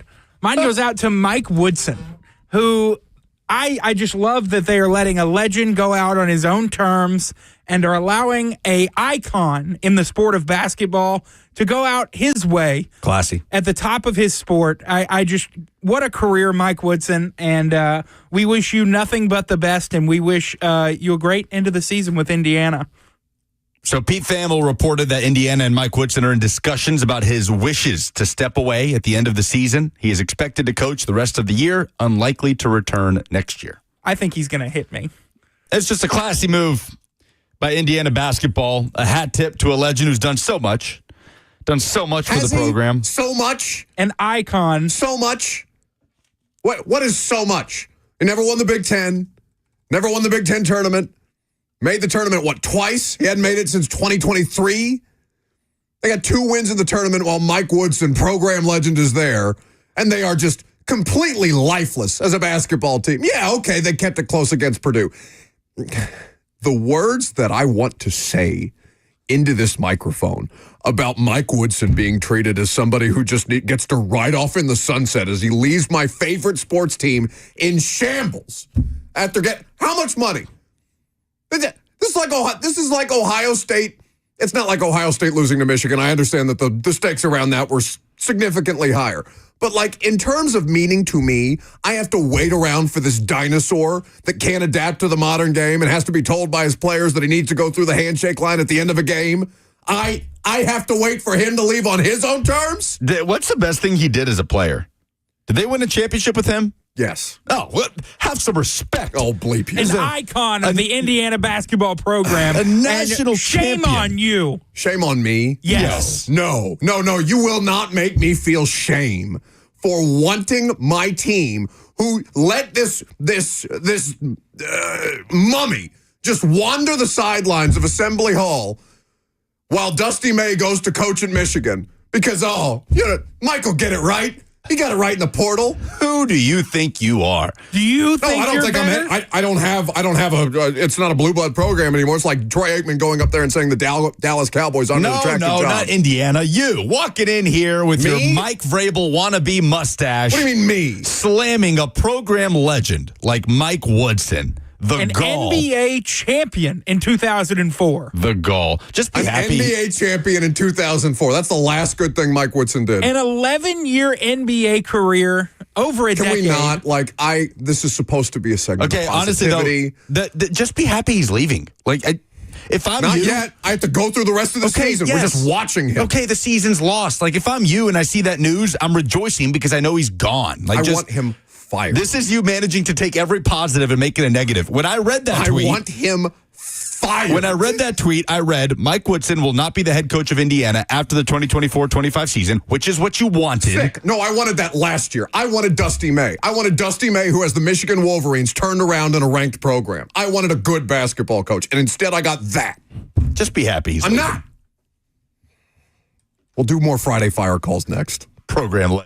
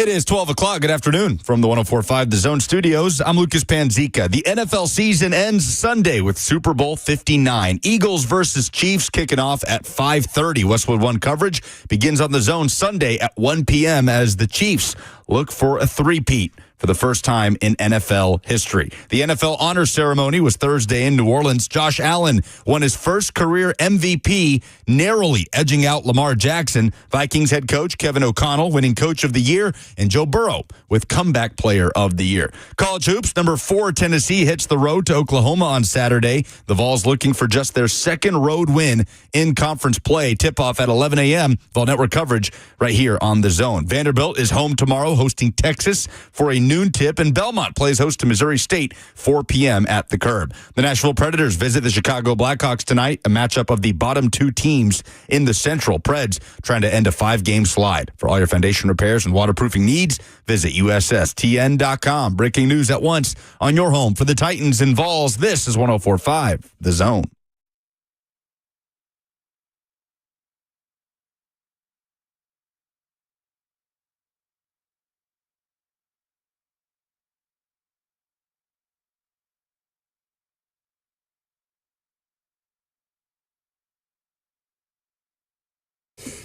All right, my blood pressure's back down. Jackson can't hurt me anymore. Oh, yes, I can. Ugh. What a tantrum. 1 hour. You want a tantrum? You're such a baby.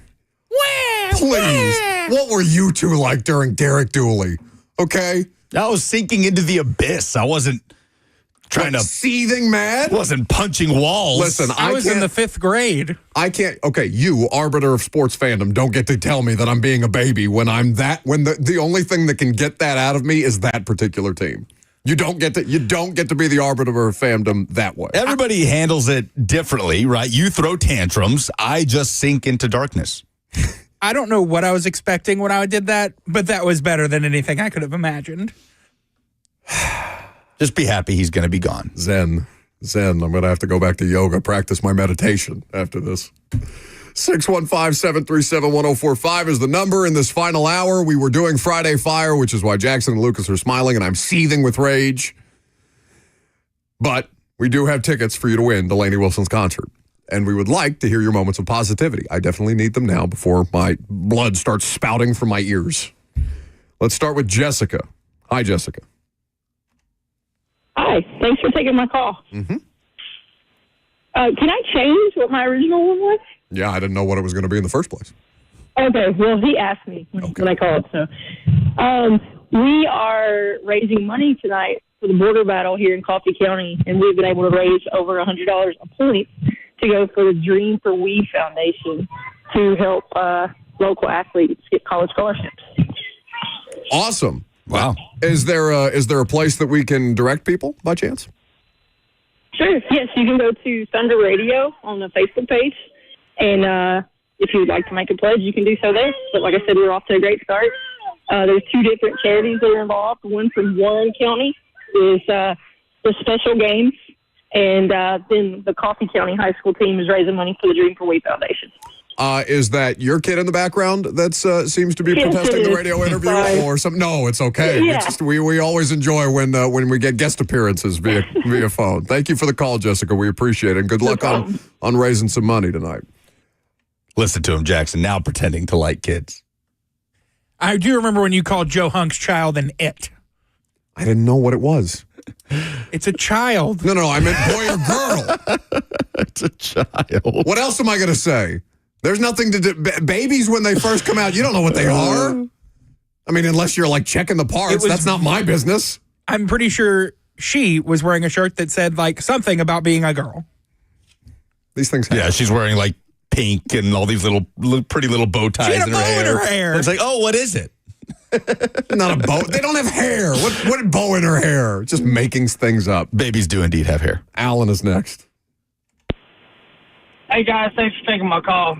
My Friday Fire is for my wonderful fiance at her place of work, as she's unboxing some things yesterday looking for a new bathing suit. She tells me she got called to HR and got her a 15-cent big raise, and so she decided she's going to go ahead and save that money up so she can buy her a new bathing suit. So I love you, baby. Congratulations. Okay. Cause for celebration.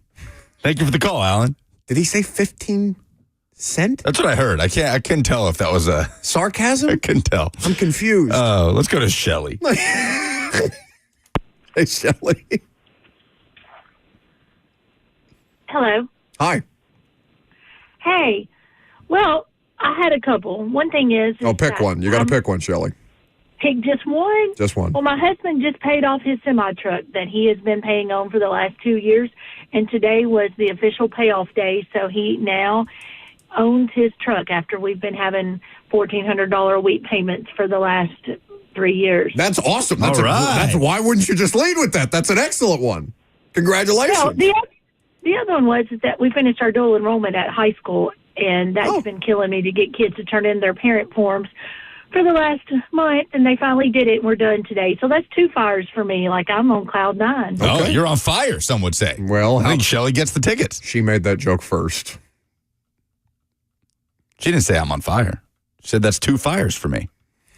And I agree. Jessica dropped off on the raising money for local athlete scholarships. So I think Shelly should get the Lainey Wilson tickets. I'm in agreement. Congratulations to Shelly.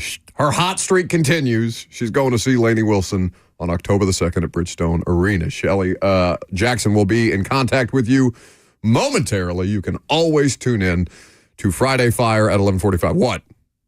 We got one more. No, we don't. I just gave the we tickets can't. away. We already What do you gave mean them we away? got one Yeah. more? I gave the tickets away. I mean, they could just say they're Friday Fire. Derek, would you like to submit your Friday Fire for the opportunity to not win tickets, but just to spread some positivity about your week? Yeah, my positivity is Wisconsin beating Indiana, baby. Come on! Yes. Great way to wrap it up. Thank you. Thank you, Derek.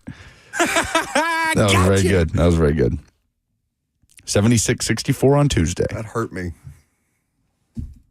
It just hurts. You don't like, was there ever a point in your Derek Dooley, Lane Kiffin, Butch Jones existence where you just resigned yourself to the idea that your team may never be good again? Oh, yeah. Because Pruitt. I have During college. Pruitt had moments though. Like Pruitt had one of the longest winning streaks in college football. He had like 1 or 2 moments. He lost to Georgia State. I know. I watched it in a hotel room in Cleveland. That's the thing. All of these coaches had moments, right? Like all of them had little bitty moments. Butch had some bigger moments, but yes, many times did we resign ourselves to, well, this is just never going to happen. I just have resigned myself to thinking that my team will never be good ever again in my lifetime. Like I will die at some point. The comet will hit, or the asteroid, whatever the Weather Channel is saying. It feels necessary to give me updates in 2025 about an asteroid that's going to take us all out in 2032, allegedly. Well, just playing around that day. Don't have anything important. All right. That day. We played this game last week. What happens first? Titans win a Super Bowl. Indiana wins a national championship in basketball. Or the asteroid. Asteroid. Yeah, it's the asteroid. Coming up, well, it's not next. We still got time here. Well, we've got a pretty interesting discussion from Super Bowl Radio Row, where 3HL, and I said this earlier, I don't think that anybody does Radio Row or these kind of events as well as 3HL does. They are just exceptional at getting as many interesting guests as you care about in a small amount of time and asking them questions about the things that you care about, which is why 3HL's Radio Row coverage is always excellent and always something that they are very proud to put on. But Thomas Dimitroff is somebody who interviewed for the Titans general manager job. Now, he didn't get it. He didn't get past the first round of interviews. There were 10 people on the first round list. They conducted those interviews virtually. They had a second round list that still had a fair amount of candidates. I think it ended up being 6 in total that had second round in-person interviews, and ultimately the team decided to go with Mike Borgonzi. And Dimitroff has been asked a couple of different times. I think Wyatt caught up with him on Super Bowl Radio Row before 3HL may have done their interview. And he's been asked about, the process for the Titans job, why it was attractive, the interview process itself. And he gave some pretty interesting details on his specific interview, his specific plan for how he was going to try and turn this thing around. It involves Will Levis, and we'll get to that here in just a second. But I wonder how many of the 10, and of course this is not an answer that we could ever come up with, but like how many of the 10 presented Will Levis as a viable starting quarterback option? He is the only quarterback under contract on the football team. Yeah, and Dimitroff did not make it to the second round of interviews. It's an interesting question. I mean, like, I wonder how much, if at all, Will Levis factored into these conversations. Because almost by consensus, we are operating as if the Titans will have a new starting quarterback in 2025. Most of you are praying to the higher powers that you might pray to, the football gods above or below or wherever they are, to say, no, something different. Experience that for, we'll call it a year and a half. What was 2024 about, the 2024 season? Finding out.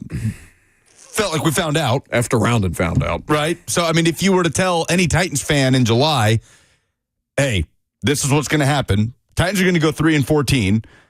Levis is going to, you just do a bullet point synopsis of what happened. Can you even summarize what that was? I don't know. And they're going to run it back in 2025. What? No, if the answer is yes or no, then if that's what happens, the answer is no. But no, we have no way of ever knowing how many of those GM candidates presented a plan that said, I still think we can do something here and not have to spend capital on a quarterback and move forward with number 8. Clearly, Dimitroff is closer to that than he is explore every other avenue possible. You want to know why I'm anti-children? Anti-children, he says. Mm-hmm. Well, you just said that. Why? I chose now. Jessica has just tweeted us. Jessica, who called in with the submission and who hung up before we had the opportunity to award the Lainey Wilson tickets. She says, my kid hung up the phone. Anti-children. Classy as always. All they do is cost you things, from my perspective. I'm sure it's a lovely child. 615-737-1045 is the number. The question is this. Is there any scenario that you would consider the Titans trying things again with Will Levis? That has been, it's certainly not going to be a popular option. But is there, because I'm sure there are some people out there that think, no, the player got done wrong in this situation. Like that, whatever the percentage of that is. I would argue that that percentage of the population may not have watched these games thoroughly. But is there any scenario in which Will Levis should still be a part of the equation? We've talked about everything from trading him to cutting him to Ian Rappaport coming on 3HL, speaking of 3HL interviews, and saying he was a good pick. We can get to that and Thomas Dimitroff, what he had to say about potentially incorporating Will Levis into the Titans' plans in 2025. I'm Buck Rising. It's 104.5 The Zone.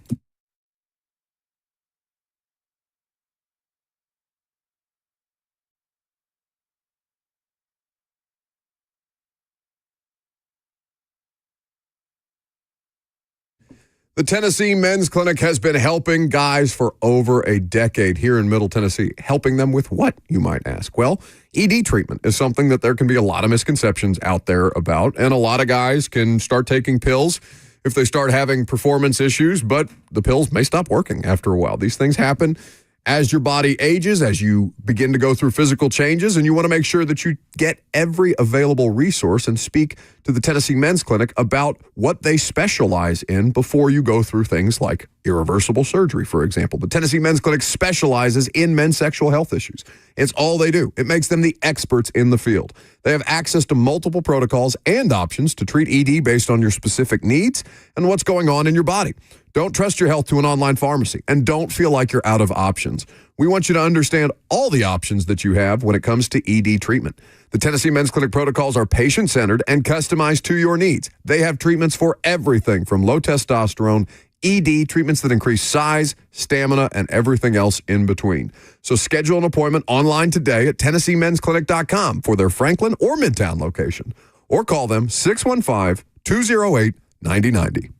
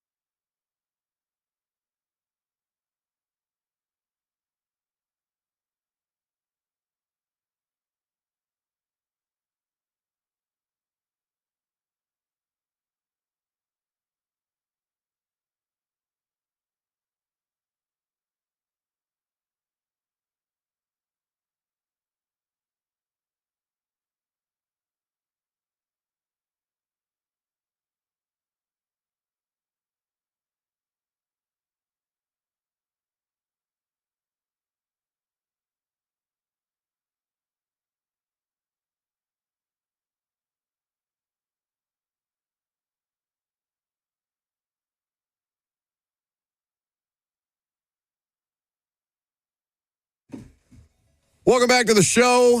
We are fueled by Hattie B's Hot Chicken. 615-737-1045 is how you join the conversation. Should there be any consideration whatsoever? What is this music? Me and Lucas found this yesterday. No, Bert found this yesterday. What is this? This is Africa in 8-bit, like an old video game. So why? There is apparently there's so many back here. A giant stash of video game themes back there on the computer system. Bert just found the page of hotkeys with all just an arsenal. We bumped back to the GoldenEye theme yesterday, which slaps. I mean, GoldenEye, that would give me like so much childhood. It's a lot of nostalgia. Nostalgia. I was going to say PTSD, but nostalgia probably the better word.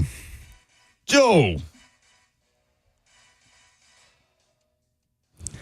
It's so good. That's jarring. I had my headphones way too loud for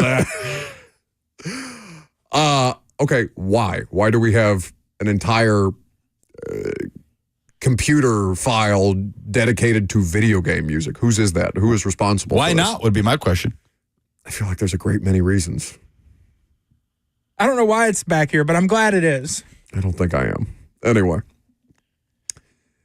is there any reason why we should have an entire file of video game music, or is there any reason why the Tennessee Titans or its fan base should give a single solitary shred of consideration to making Will Levis a legitimate option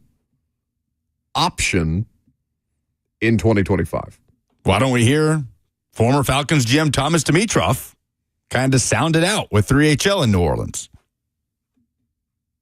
It will be fun to watch how this plays out, because if you're sitting at the number 1 pick overall, personally, I think you can move back. And my nickname was Trader Thomas. I was a move forward guy. I was never a back guy. Yeah. That's why I was excited about it, because you could go to 8 to 12, 8, 9, 10, 11, 12, and get a really good offensive lineman and more each round.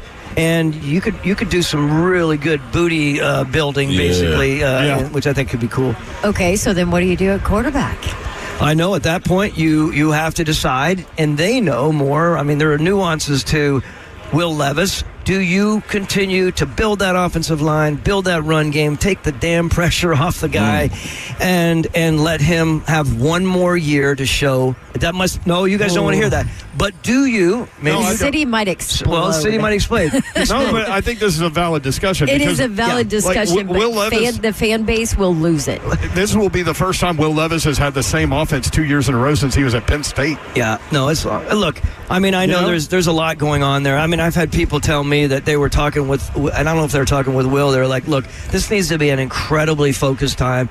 I get your point, right? Fan base is getting excited about it. I think we do away with the mayonnaise splits or whatever we call it. We don't. We just focus on the game, and we focus on finding out if that truly is the person to be. He was picked. What number was it in the second round? Right at the beginning of the second round. Right at the beginning of the second. They traded up to get him. They traded up. Was it 34? I think 33. 33. Look, there you go. I mean, during that time, you could go out and think about the free agency move, and then have legitimate competition there. That means you're going to be spending a lot. I mean, if you pull the number 1 free agent in the quarterback class, and you guys know who it is, how long does he have? And did he tail off at the end of the season? Is he worthy of $40-something million? Think about that. That's a lot of money, especially when you have too many holes but elsewhere. Right, and here's what I'd say. You get 32 general managers around here right now raising their hand. When you pick because of need, you make mistakes. That's a big deal. Yeah. Everyone would say, look, I made all of my mistakes or most of my mistakes on over push of a need, of a pass rusher, of a corner, of a quarterback. And this is not one to come in, okay, you have to be incredibly creative. If you did draft one of those guys in the first 2 picks, who do you surround them with, and how do you go in there? We did it with Matt Ryan, not to keep going back to old school Matt Ryan, but what we did with Matt Ryan, we probably passed him 20-something times. Like, we were so mindful, and we had Michael Turner as a running back. And so we were able to really let Matt grow incrementally. I don't feel like that's the case. I don't feel like you guys again, I don't feel like the team has really let him grow like that. I don't know. Maybe I've missed something. Okay.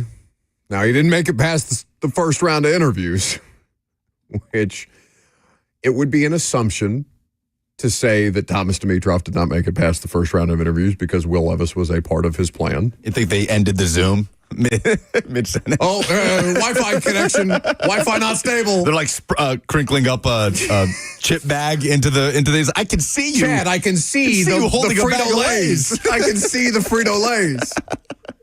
Oh, Thomas, the connection is terrible. I'm in an elevator. You're in your office.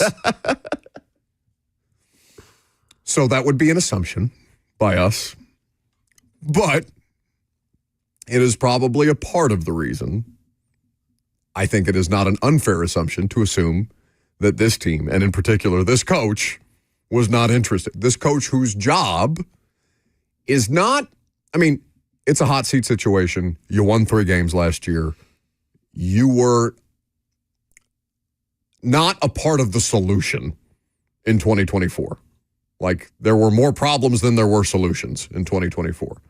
Whether you are able to rectify those and learn from your mistakes, we will find out. But you want to give yourself the best opportunity to do that. And I'm sure, again, not speaking on Brian Callahan's behalf, but if I was Brian Callahan, I would think, oh no, I'm not doing that again.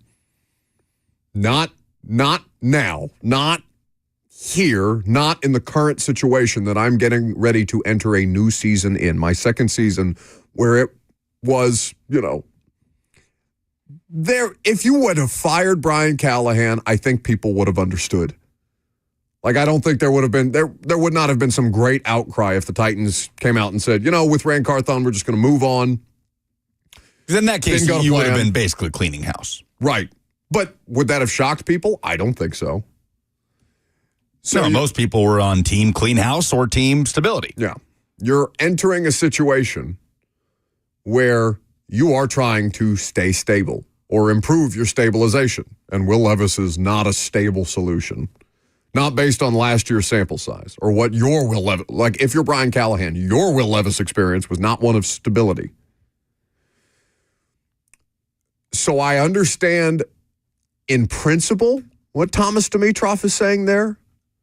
But I think to Don's point, in the middle of that clip, and you can see the whole interview on the YouTube channel. You can see that, or you can listen to that full interview in 3HL's podcast feed, where they continue to do Radio Row interviews today. The city of Nashville hears the idea of any general manager candidate coming in with a plan that has Will Levis a part of it and saying, no, thank you. Because what was your reaction, your honest reaction, when you heard that, knowing that they didn't hire this guy? Yeah, it was just that. It was just what? No, thank you. No, thank you, or thank God. Again. Now, the other side of that is not to disparage Will Levis further than he has already been disparaged, but would that be an indication that you are playing for future picks as opposed to current competitiveness? Because there would be some Titans fans that were interested in tanking, the T word, tanking, this year, that would say, yeah, I'm not in love with these quarterbacks. I'm good with trying to secure the best possible draft capital. Our front office just said something to the effect of 30 picks in the next 3 years and 12 in the top 100. Maybe you get that by trading this year's first, but maybe you don't. Maybe you employ that kind of a strategy and see if you're not playing for draft picks at that point. But that's not how coaches think. That's not how players think. And it's not something that you could in good conscience hire somebody with the strategy, even if you understand that it gives you the best possible chance to reset. Once you get into a season and you realize that once you know that season is going nowhere, and unfortunately for this franchise, they knew their season was going nowhere in October, then you can start to have the conversations of, okay, what's really the most important here? Winning 5 games or securing the best possible draft pick? And fans understandably had that conversation. You cannot endorse that behavior, but you can understand that thought process. I mean, how much belief would you have to have in a guy in a second-round draft pick? This is not a number 1 overall pick we're talking about, right? Like, Bryce Young had his struggles his rookie year, and early in his sophomore year, so to speak, was benched. came back into the lineup. They gave him another shot on a bad football team, and he played his best football in the back half of year 2, to where the Panthers are going into 2025 saying, no, we think he can be the guy. Yeah. He was also the number 1 overall pick and a Heisman Trophy winner and played at the highest level of college football when he was coming out as a prospect. So how much belief would you have to have in Will Levis, a second-round pick who struggled, who regressed in his last year of college football, to go down that path that Thomas Dimitroff laid out with 3HL, unless you're playing for what you said, future draft picks, which I don't think the Titans are in a position to do. And Brian Callahan's not in a position to do. Brian Callahan is certainly not. You can have the opinion of, well, we don't really like the quarterbacks in this class. Okay, then you go and try to find a stabilizing force at quarterback, which we generally think is what they're going to try to do. And free agency will tell us a lot about how that plays out. But you know where I am on this. I'll be very surprised if Will Levis is on the roster week 1. I've said training camp, and maybe week maybe that's 1 is extreme. a different conversation. Yeah. You said he was going to be gone before free agency. And I wouldn't be shocked if he's gone before training camp. Quarterback under contract at that point. You're right, though. Training camp is extreme because you can go into training camp with a multitude of quarterbacks. Titans went into camp, the whole entirety of training camp with Malik Willis. And I've talked myself out of that because Malik had some solid preseason performances. You don't think that helped him in a trade to Green Bay? Oh, no, he looked great in New Orleans. Right. Will Levis can have some preseason performances that can help you move him before week 1 by roster cut day.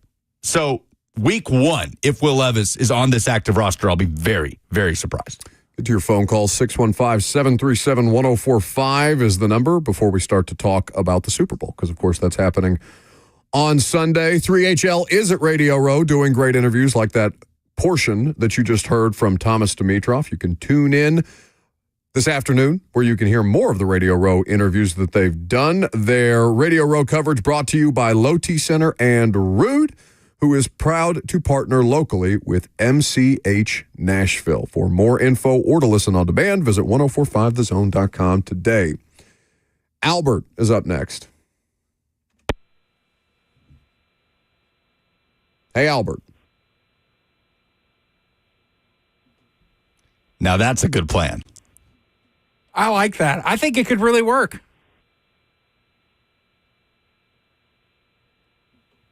Okay. Now, an interesting counterpoint, Albert. And I'm sorry, I didn't mean to cut you off. Continue.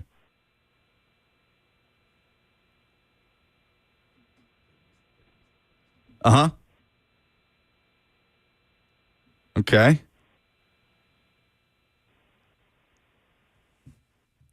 $60 seconds on the clock. Sorry, Albert. You just can't just drone on like that. It's just too much. Got to keep it moving. Just you give an inch, they take a mile. I honestly respect you for playing that bit out. It's way too long.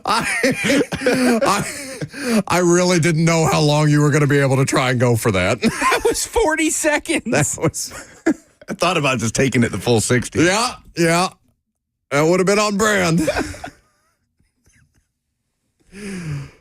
Oh, my God. One day.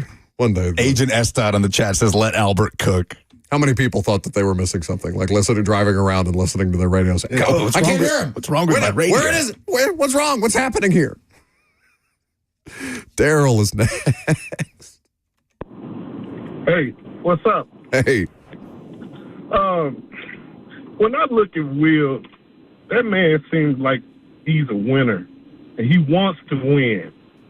Now we've screwed up on Malik Willis and let him go. But I think we should just give Will another shot, but build that offensive line and maybe grab Jameis Winston to come in and give him some competition and see how that goes, see if Will will win that competition. What, who can throw the most turnovers? I cannot make this stuff up. Daryl. Exactly. As Daryl was saying that, this TV we have... Look at him. No. As Daryl was saying the name Jameis Winston on the Pat McAfee show, he appeared. A big red curtain opened up and Jameis came running out as the words are coming out of Daryl's mouth. That was incredible. That was incredible. There's a huge difference between the Willis thing and the Levis thing. First of all, Levis was thank you for the call. Supposed to be much more pro-ready than Willis coming into the NFL, correct? And was with the offense under Liam Cohen. Played for Liam Cohen, who's now the head coach of the Jaguars. There was no disputing when the two of them got their first opportunities to play in NFL games who looked like they belonged. Absolutely, more. Will Levis. And we never got an entire season sample size of Malik Willis. We got a whole year of Will Levis with a couple weeks missed due to a shoulder and then a little more time missed due to a benching. But on aggregate, we got an entire season of football from Will Levis in a year where the whole goal was to get an answer. Jamison Levis is a crazy combo. The timing of Jameis coming out behind that curtain on the TV in here as Darryl was revealing his answer was amazing. I mean, they might combine for the most interceptions in a regular season ever if the two of them were in the same quarterback room and going back and forth. Like Brian Callahan would be fired 3 weeks in. Jameis doing great work in New Orleans. Have you guys been watching? I save them all right before I go to bed. Jameis? Yes, and it's excellent. That might have been the sports media hire of the year. Jameis doing part-time Fox Sports digital work. He is coming for all of our jobs. He is excellent. Davey says, Darryl stinks, bring Albert back. Rather listen to 60 seconds of silence than a suggestion of Levis and Jameis. Static and Lucas trying to be funny about, yeah, you know, that's a great point. That's some of our best radio. It's true, and that hurts me. Andrew is next. Hey, guys. Hi. Hey. Yeah, I was just listening to your conversation. Great show, but I just think that the fans, we would lose our mind if we see Will Levis still in a Titans uniform other than a third-string quarterback or a deep second, if anything, because you fired Rand Carthon. So why would you fire him and then keep the quarterback that got him fired? That's just my opinion. Thanks. Thanks for the call.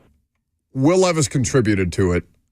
Will Levis is not exclusively why Rand Carthon got fired. But the biggest role players in drafting Will Levis are not here anymore. They don't work here anymore. Ryan Cowden, Mike Vrabel, Rand Carthon.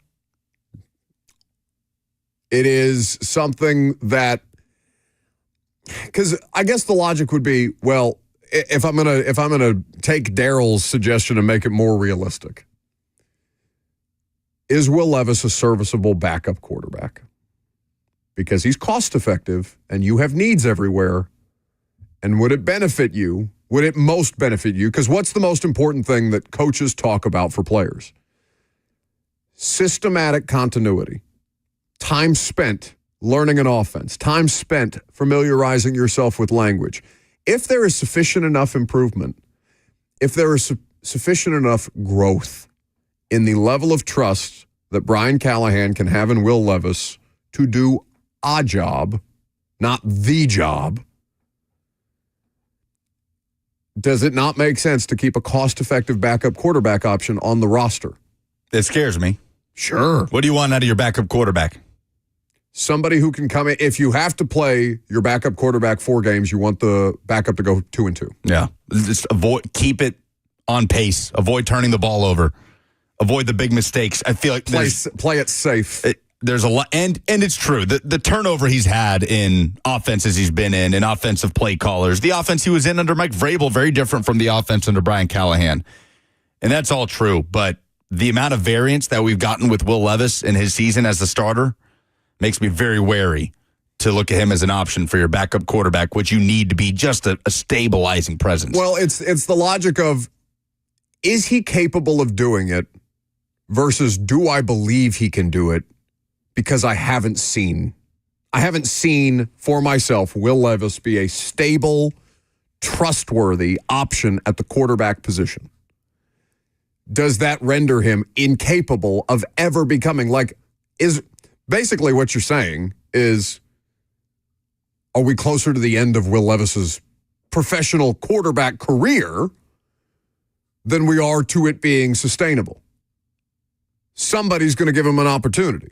If it's not here, if he gets released, I don't know. There's something about the situation that even though he's clearly not their guy or not Brian Callahan's guy, that as they try and put together the best possible 53-man roster, if there's not something to, Well, what if he's better than any of the other backup quarterback options that are out there? Cody says, just turned on the tube after listening on radio. When did Vrabel start hosting the show? Your mustache is very Vrabel-esque. No, that's not. Every mustache cannot be Vrabel-esque. No, not every mustache, this looks but your mustache. It looks like you walked into a barber shop, showed them a picture of Mike Vrabel when he had that mustache, and said, that. I want that. When did he have the stash? What year was that? Was it 2021? Was it the Coach of the Year season? No. There's no way Jen would have let him have that on his face at NFL. Was it the COVID year? No, I think it was before that. I thought it was like his first year or something like that. I did walk into my barbershop and say, I want a mustache. But with a picture of Mike Vrabel on your phone? It's my lock screen, didn't you know? Last call for phone calls, if you got them. 615-737-1045. If I put on a vest, we could get this done. I have a vest at home.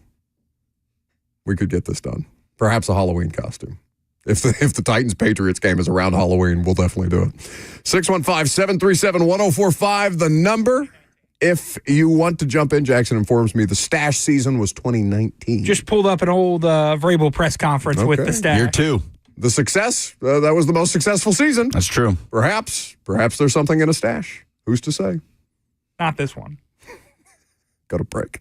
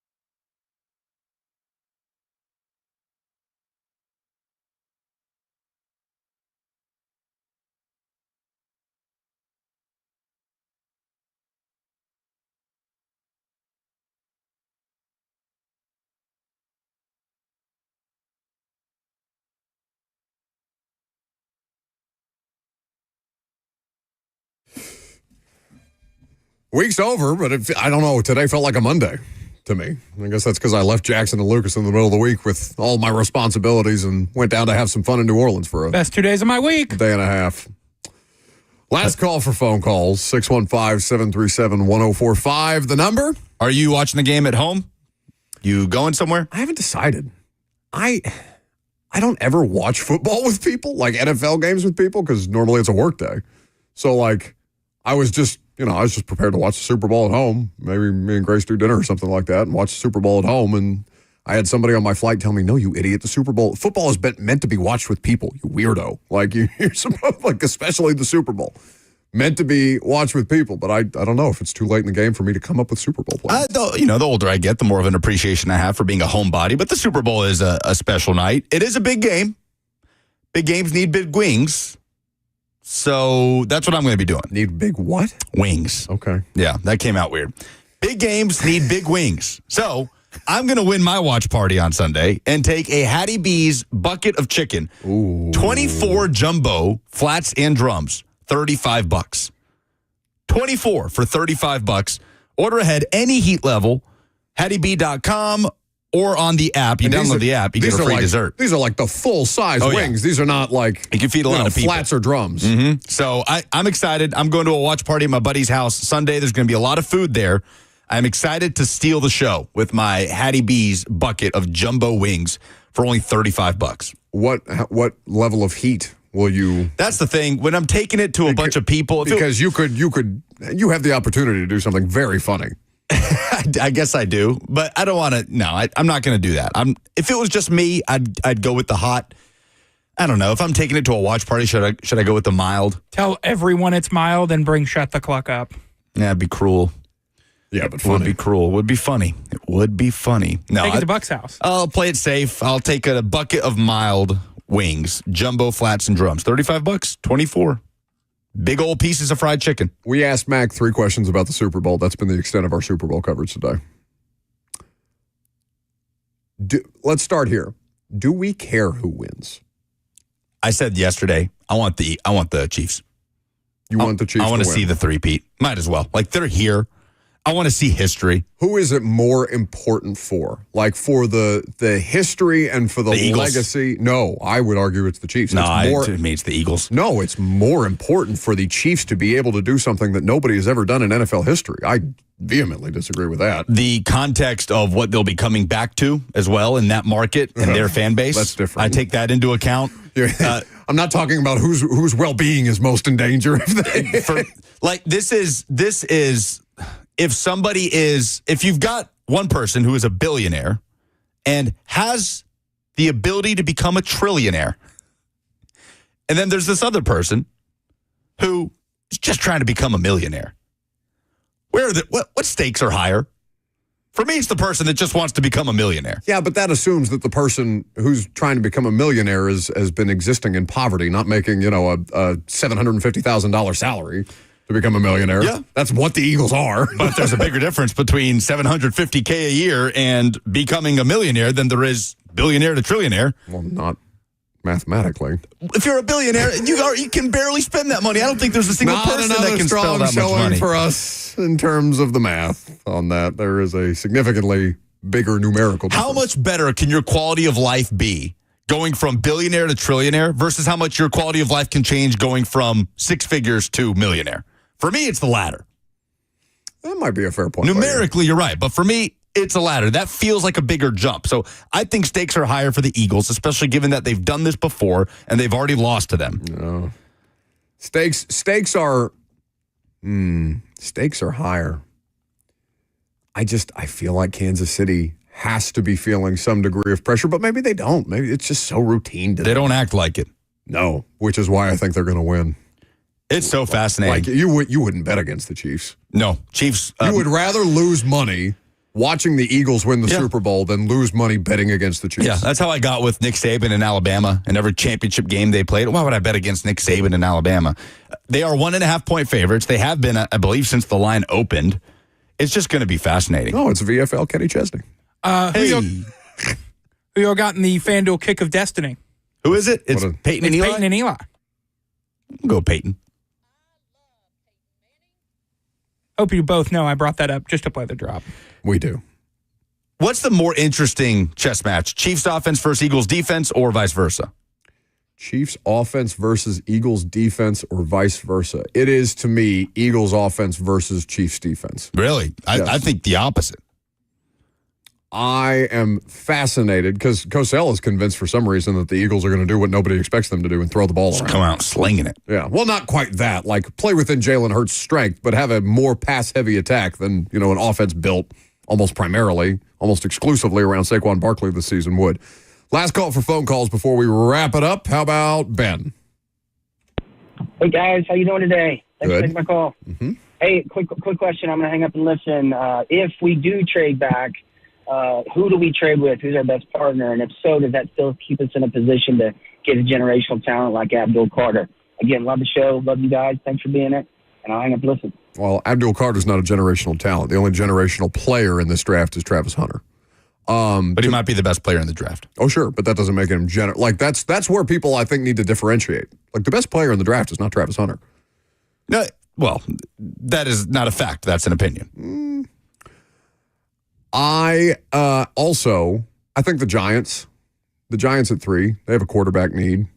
Cleveland sitting there, that's the most sensible one that still gives you, again, it depends on what the offer is, but the Giants, they have a quarterback need and an owner saying, yeah, my patience is running pretty thin. And still brought them all back for whatever reason. It doesn't make any damn sense to me at all. Giants feel like the most impatient team to leap up to take a quarterback. Brock is the last call of the day for us. Hey, how's it going? Good. So ideally, I would say that we trade back with the Giants, get a day 1 and day 2 this year and next year. The Browns trade Myles Garrett.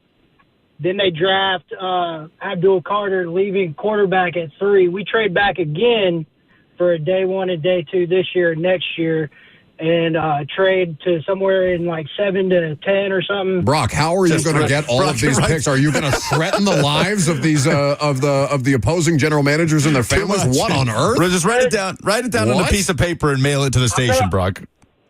I'm Nostradamus, man. I'm calling it. All right. So, but then there's going to be if the Browns take Carter at 2. There's another quarterback left, so another quarterback needy team will want to trade back up. Right? I don't know. You lost me on the second phase of that trade, Brock. That was tough. The second phase, a day 1 and day 2 this year, and a day 1 and day 2 next year on the first trade back. What do you think this number 1 overall pick was? I just lost track of what he was even trying to put together. Well, that is the failing proposition of trying to do mock drafts on the radio. Like, what did you just say? All right. Hear me out. Yeah, it's Charlie Kelly with the conspiracy board. Polls.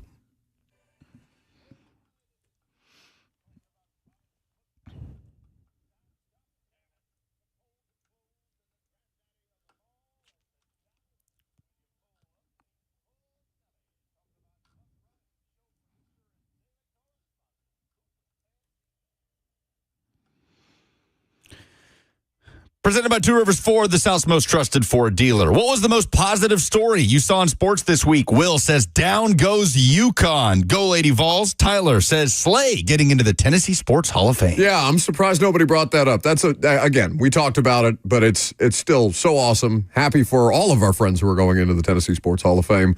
Derek Mason, Ron Slay, Coach Doug Matthews. Yeah, great candidates. It's a really good class, and I don't think they're done announcing it just yet. Go check out the YouTube video on the 104.5 The Zone YouTube page, by the way. The unedited version of them revealing that, making the announcement. Former coaches, Ramon, family members in studio with Slay. Really, really cool. Who faces more pressure Sunday? Eagles or Chiefs? 55% say Eagles. Yeah, it's Philadelphia. Yeah. Who is the biggest NFL honor snub? Every response, it said Lamar for MVP. Accurate. Who you got? Eagles or Chiefs? 51% are going Eagles. No. Very surprised. That's wishful thinking. Very That's not surprised. Sound logic and reason. Doesn't it feel like the Chiefs offense will play into the Eagles are a defense that don't give up the big play, right? It's what they do. What do the Chiefs not need? What do they not rely on offense? Big plays. The big play, explosive plays. Yeah. So we'll see how it plays out. And it's interesting because the way that the Eagles have generated explosive plays has been with their rushing attack. It's like 20 Titans like that. Most teams don't do that. It's not. It hasn't been sustainable for a lot of teams this year. For them, it has. I am fascinated to see how it plays out, but I am definitely going to pick the Chiefs. Chiefs have been giving up about 150 rush yards per game in the postseason. Also, Jalen Carter, what's the situation with him? Jalen Carter flu game? A lot of illness, apparently, on the Eagles side of things in New Orleans. So we'll see what impact that has. And who had the worst preseason take? Buck picking the Jets to go to the Super Bowl. This is an unsanctioned poll. Or Lucas saying Josh Allen would take a step back this year. 91% vote Buck. That's accurate. But Allen did take a step back in multiple categories. Is not what you said. He basically argued that the Bills wouldn't make the playoffs. I never said that. That's absolutely what you were arguing. I don't remember that. I never said that. Show me the tape. Okay, go back 6 months. Those are the polls. Have a great Super Bowl. We'll talk to you Monday.